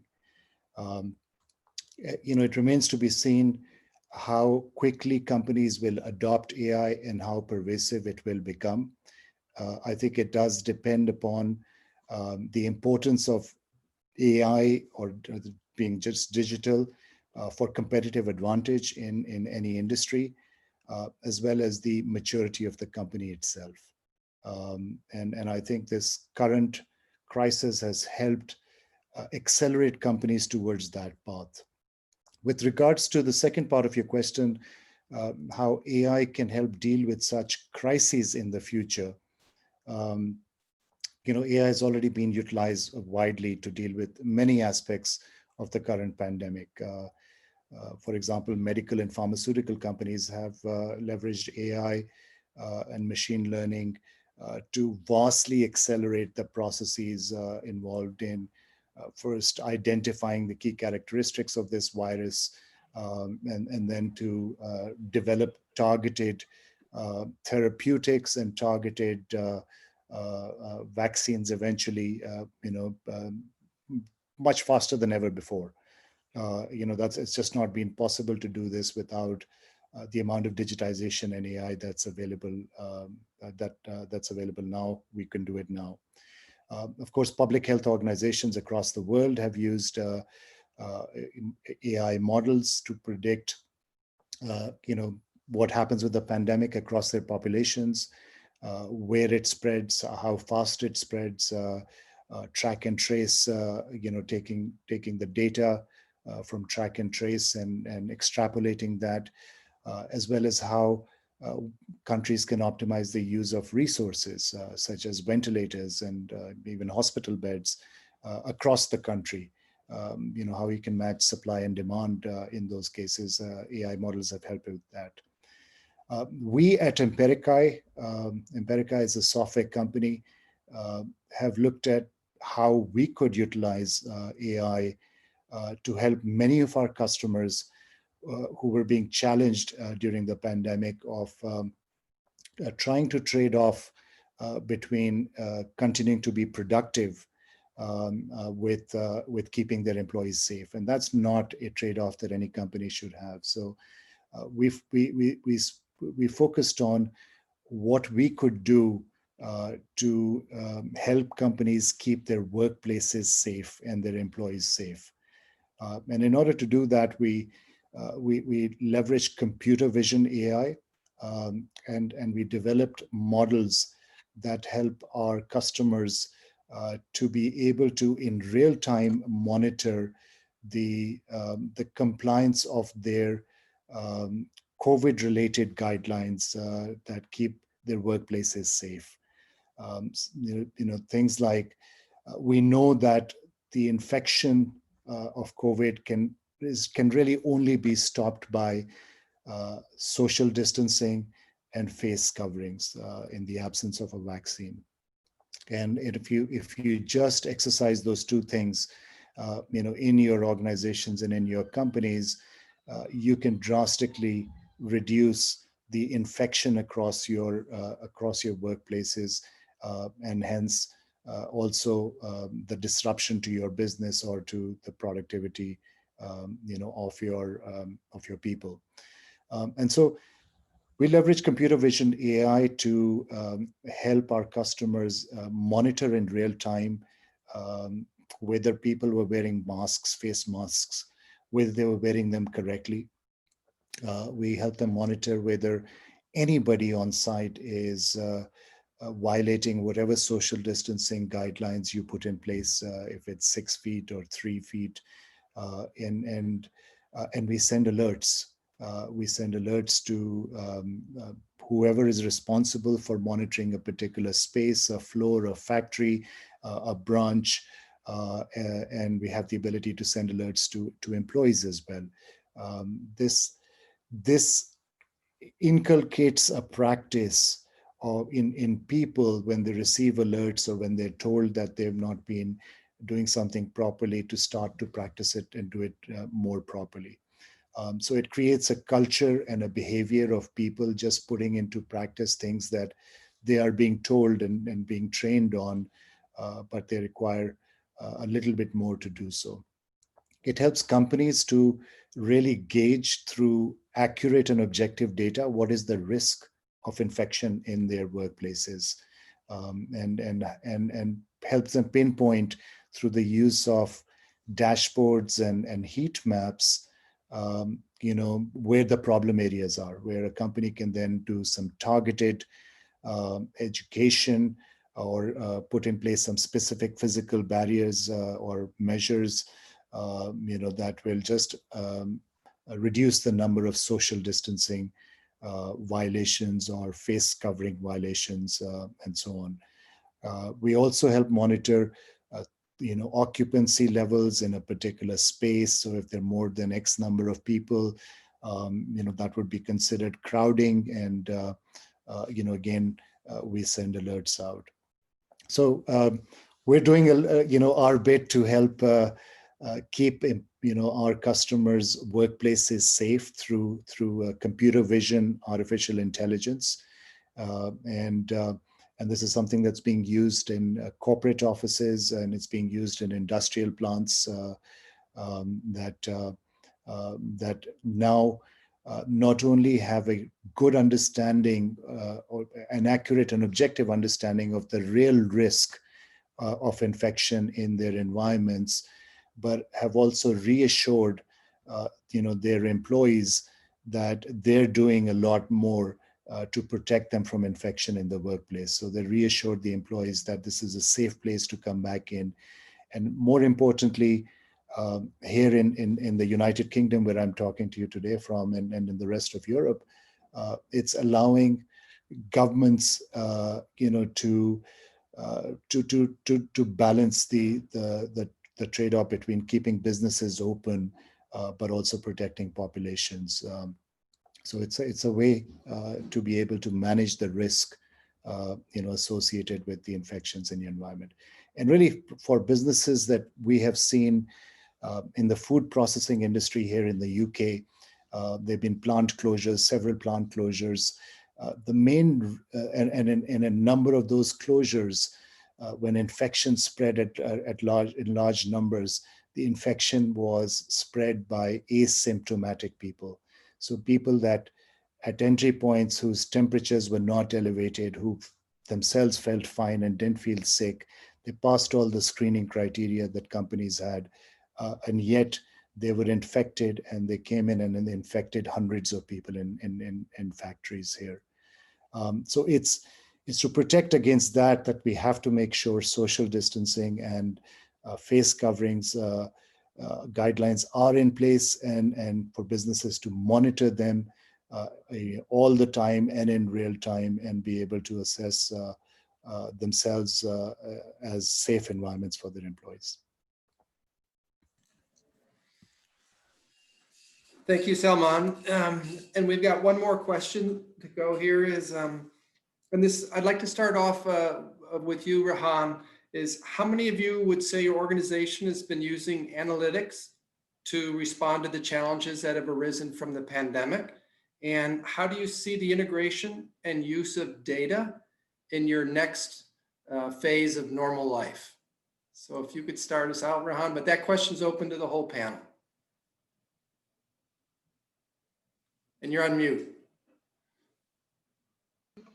Okay, so I think most of the participants have already focused on the need for information. In fact, again, as a responsible organization, what we did was we started, so there were certain cases in our organization as well, whereby people got infected. Some passed the test, some were positive, some were negative. So what we started doing is that we started doing two sorts of activities, right? And these are the times whereby you find the need for that analytics in order to make few business decisions whereby that data was not needed in a normal scenario, right? So when you go into a phase whereby which is the business is not as normal. So for a retail industry, we have never seen such kind of a precedence whereby the stores were not available, the customers were not shopping, but customers were willing to shop from online.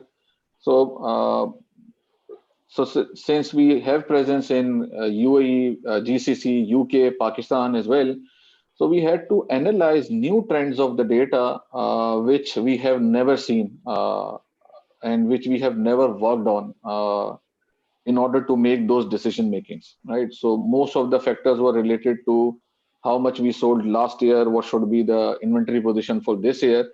But frankly, lots and lots of effort went into new data generation points or new data points, which when combined with the historical data should be able to generate insights related to the new normal. What should be the inventory need when the stores are not running? And by the way, in our industry, we order the inventories good 5-6 months before the actual product gets into the store. So this was the scenario where you have to create a scenario which you have never seen, but based on what's happening currently in the world and what has happened in the past, you have to merge that data and you have to reach a correct number of inventory which would sell for, let's say, next 6 to 12 months. And you have to start working on that data. You have to depend on that data to make sure that whatever you do in the new normal is consistent with what has to come in next 6 to 12 years. And honestly, I would say that we were not ready for that. So there is lots of business intelligence, lots of data analytics that happens into the organization, but we never did jumped into such a scenario where there are statistics, where there are analytics, which, so let's say if you have 5 years of data based on which you have planned your future, and your future is not a representative of your past, then you have to collect new data sets for which you have no experience of what would be happening. But luckily, having that data or analytical or fact-based decision-making mindset that helps you in making sure that you don't take decisions on your gut, that this issue would resolve in 3 months, if this issue is resolved in 6 months, or this issue would resolve in a year.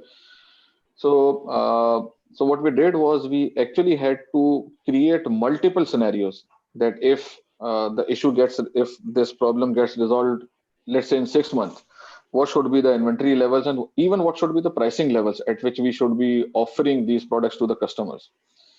So, whole new data set based on which we had to make decisions. But I think this is not the time whereby you take decisions based on your past experience and based on your guts. It's fairly mandatory and fairly necessary to generate or to look at the other data points and other data factors which are even not related to your own market. So from one side, you get the feeling that e-commerce is booming. Let's say, I'll just give you an example. So from market data, what you get that you see that e-commerce is booming. So e-commerce used to be a 10% share of the market. Now it's 15% share of the market. And you get excited that since the potential is huge, you can order lots of inventories, but you have to see what's happening in your sector. So if e-commerce is booming, whether that e-commerce boom also is made apparent by the fashion and apparel, or it's only groceries. So, so we had to, in fact, on certain instance, buy that data set which was not relevant even to your market.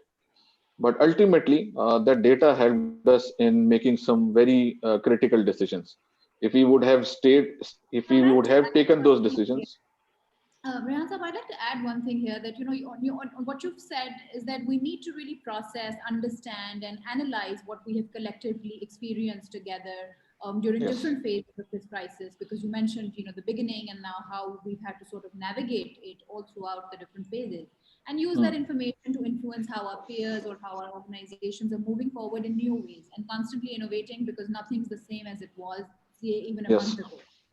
So, we're not just, we cannot just go back to what we were doing in the past, ignoring what COVID-19 has taught us on a personal as well as professional or organizational level. So this obviously presents an enormous opportunity for the HR function, for the IT function, for the business function. And this is, an opportunity for all of you and those who are listening in today to influence how your people work, how organizations will function, how we will better make use of AI and technologies that are coming up in the world. And prepare better, with a human-centric approach as we move forward. So that just helps us sort of tee up the last thing that we want to discuss today. And the floor is open to all of you, and we'll get closing comments on this before we move on to Dr. Bari. Is that how will institutions and organizations thrive post the pandemic? So I'll just take it up. I think what we have built in over the last 1.5 hours is more like about what this experience of COVID environment has taught us.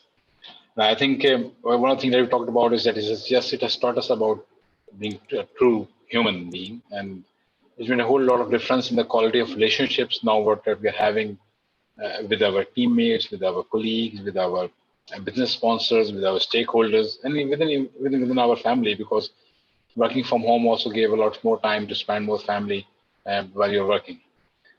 So that's one aspect of where the experience of living in COVID environment has taught us. But there are two more things which I personally believe, and I think Rehan touched upon them, and Salman explained it in much more detail. Is more about being flexible and agile.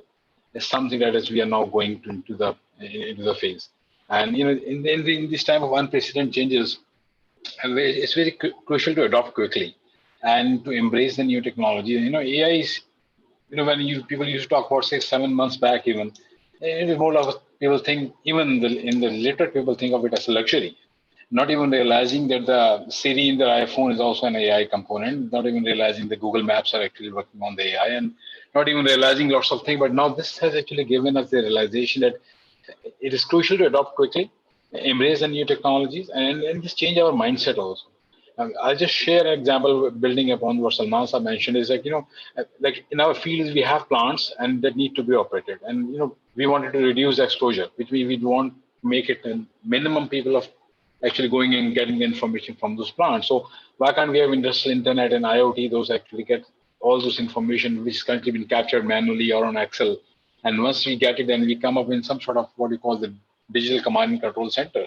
And that's what we are trying to work on. So that's where the Thrive thing comes in. We do our planning and looking into those AI-based areas where not just taking into analytics, but using some sort of a Python-based algorithms to actually dig out the data from those humongous amount, get the information out of that humongous amount of data that we already have.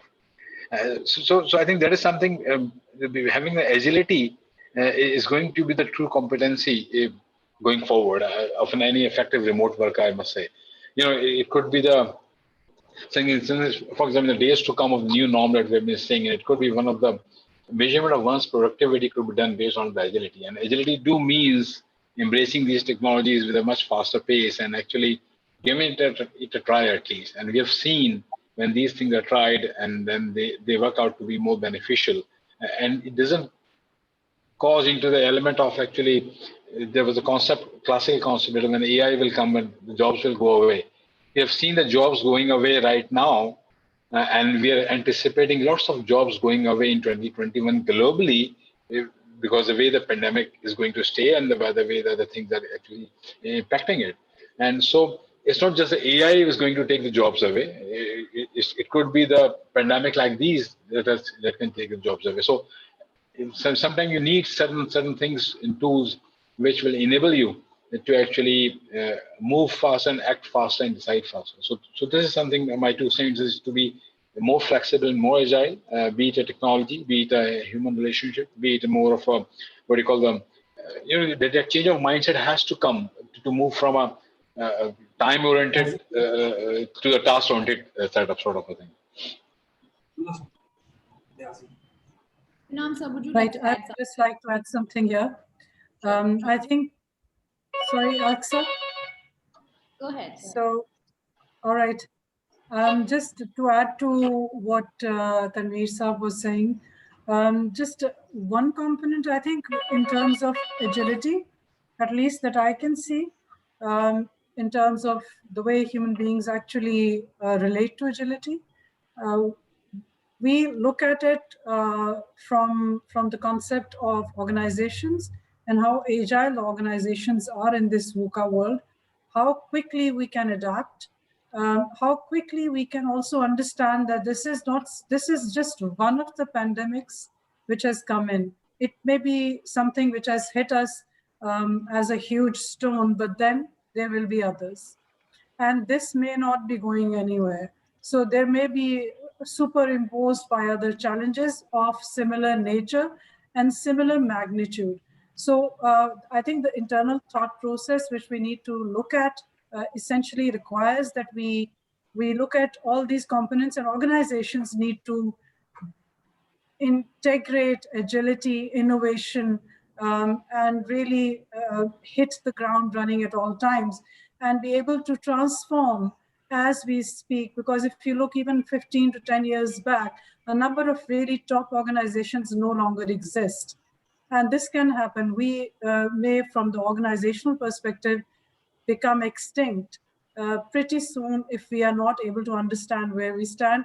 With this, I'm sorry I have to move because I have another meeting. Thank you very much. It's been a pleasure to actually connect with all of you and the participants. Sorry, I can't take any questions. So I'll have to take off right now.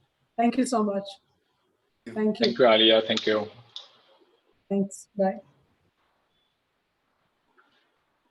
So let me, if I may, just take a crack at this. I think, and I won't repeat some of the very, very excellent points that have already been made. I think one of the common themes that we have to look at is that for any economy, and especially an economy which is as fragile as ours, when we look at the sort of global picture of Pakistan as an economy, and then our place in the global sense, we need to get people back to work. We need to get people back to work physically. We need to get people back to work safely. We need to keep them safe. Uh, for me, the biggest use of technology is going to be how do we keep our more people safe and more productive. I think that for me is the biggest concern right now. How do we get ahead of the pandemic? Um, Once you find somebody is coughing or once you find somebody has a fever, it's already a little, late in the equation, a little late in the day. You find them, and then you also find a lot of people who are asymptomatic, etc. So for me, I think it's a good challenge to throw back towards the virologists and the doctors, and of course the technologists like Salman and Tanveer and other guys who actually are, and Thomas, who understand how to integrate all of these things and get us back to work. I mean, it's it's a given. We can't hide our heads in the sand and pretend that this will go away. We have to learn to exist with it, and which means that we have to learn to exist with it for not just ourselves or our companies. We have to learn to exist with it for our customers, for our children, for our families, for our neighbors, for the 220 odd million people in this country, and I've even lost count, 7.5, 8 billion people around the world, because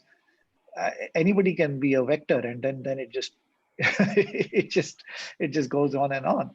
So yeah, I think I would be really looking at the technology guys to figure out how we can exist with this thing. I think Dr. Bari has said on this forum and earlier forums that this is a reality. You can't just wish it away. But what we can do is be prepared for it and keep updating ourselves in terms of technology. So I really look forward for the next iteration, you guys. Thank you. That's it.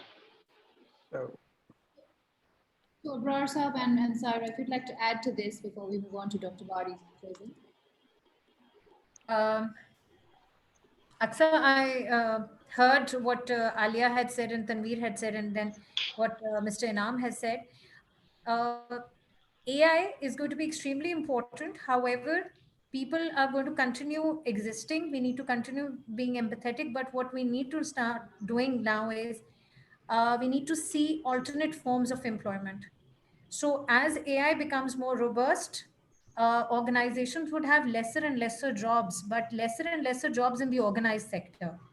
So things like the crowdfunding platform that the SECP has approved today is a step in the right direction, and organized in organizations like us, HBL, Bank of Punjab, or Empirical, where so more and more alternate sources of employment will have to be brought in. So for example, we are a food company.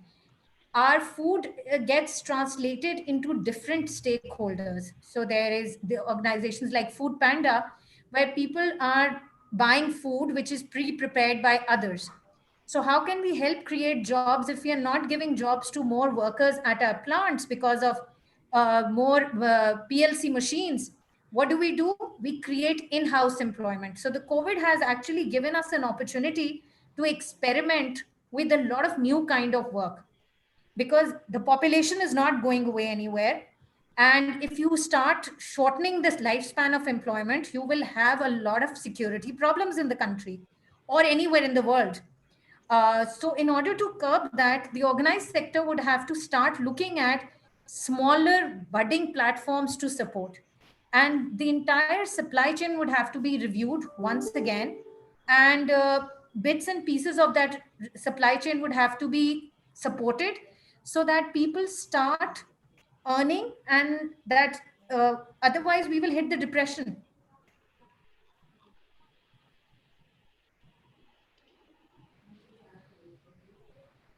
So, hello? Yeah, we can hear you. Okay. Yes. So based on those lines, at least we have started it. We believe that we will have lesser and lesser jobs within National Foods as an entity, uh, but we will have more specialized skills jobs. So the element of vocational training would have to be focused on.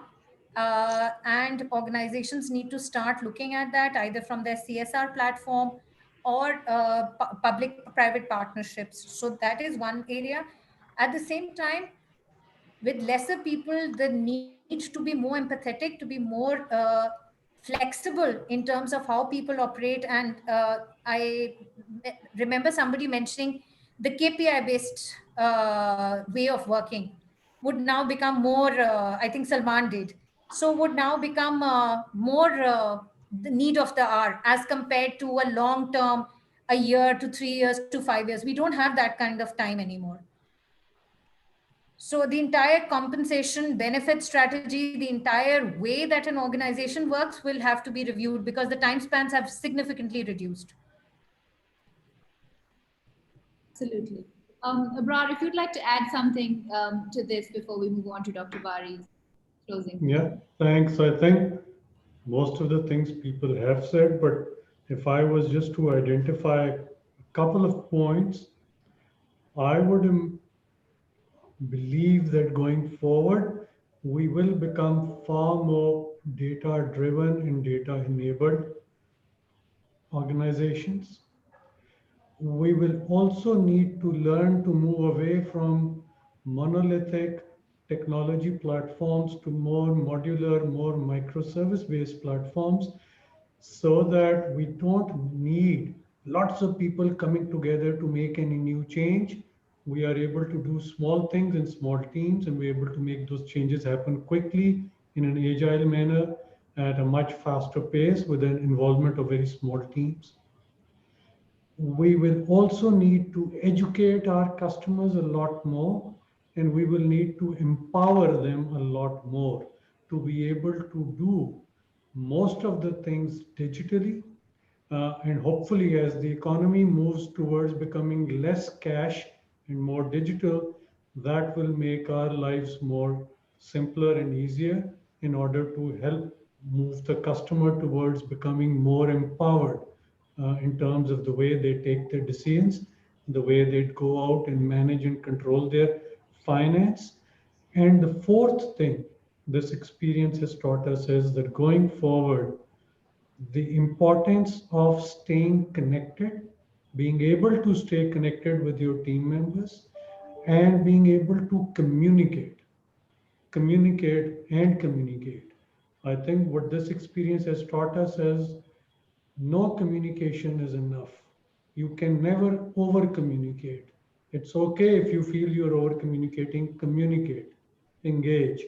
That is going to be very critical going forward, because as you become more digital in your engagements with each other, you start to lose some of the value of those human interactions.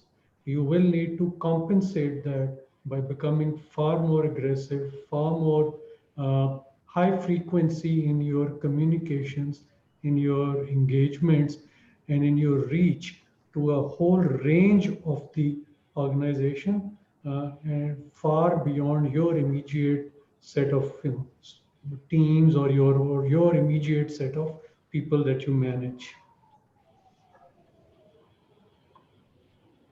Thank you.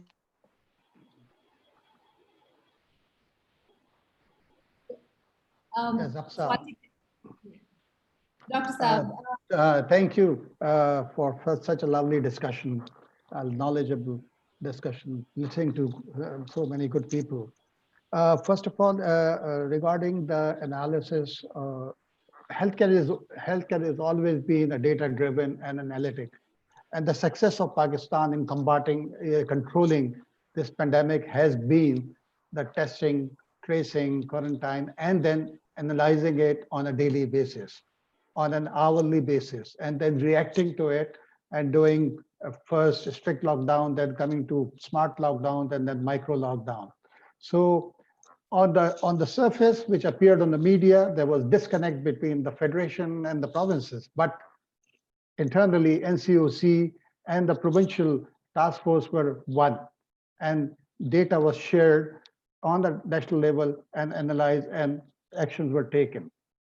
There were, as you say, when there is a crisis, there are always opportunities.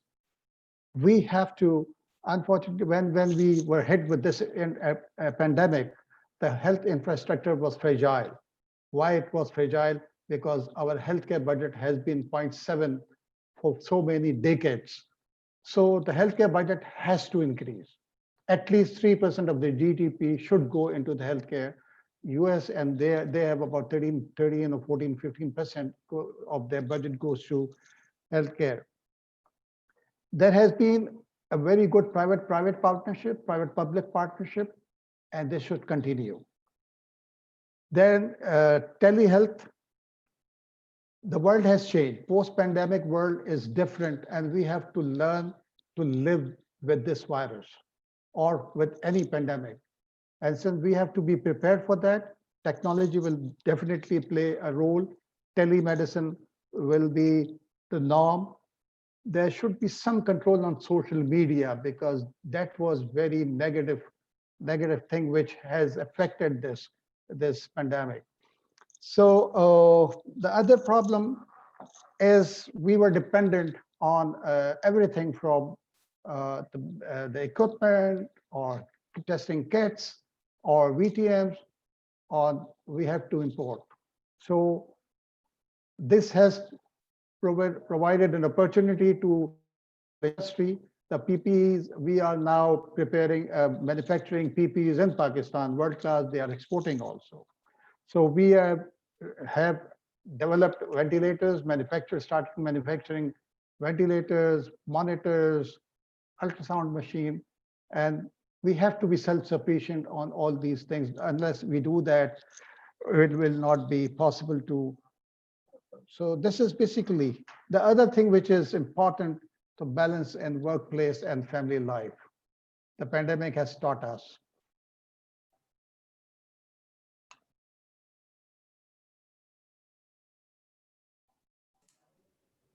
So Thomas, if there's something you'd like to add here.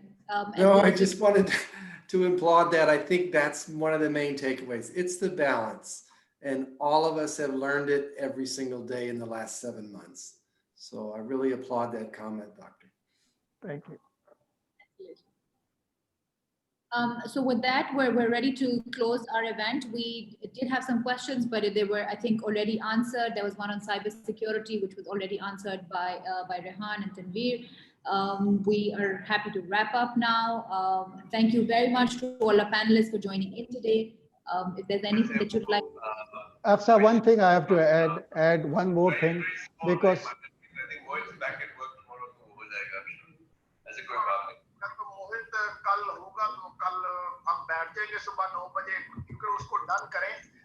ये ना हो कि फिर क्योंकि इधर Covid का कोई पता नहीं ना, तो मैं कहता हूँ इसको हम आखिरी स्टेज तक ना लेके जाएं. So one thing which I have to emphasize that the design of the building, the offices, the hospital has to change. So sensor-driven doors, least touching to the walls and the doors. So it should be. Absolutely, absolutely. And I think some of our speakers have really touched upon the innovative technologies or measures that they've taken. And as Dr. Bari rightfully sort of wrapped up the session, and he talked about how all of it has to be not just human-centric, but how we are using data, analytics, technology, and all of that, and basically putting all the pieces of the puzzle together. Everything that we've learned in the last couple of months has been, I think, eye-opening for each one of us, even if we were doing the same role for a couple of years. I think it's been a learning experience for all of us. So thank you to all our panelists today for sharing their insights, their best practices, to those who were joining in as attendees, who also able to take away some valuable insights, best practices from the industry. With that, Thomas, if you'd like to make a closing comment, and we'll end the meeting accordingly. I think you wrapped it up pretty good. It is. It's a mix. All right. Thank you. Thank you. Thank you. Thank you. Assalamu alaikum. Thank you. Shukriya. Allah Hafiz. Allah Hafiz.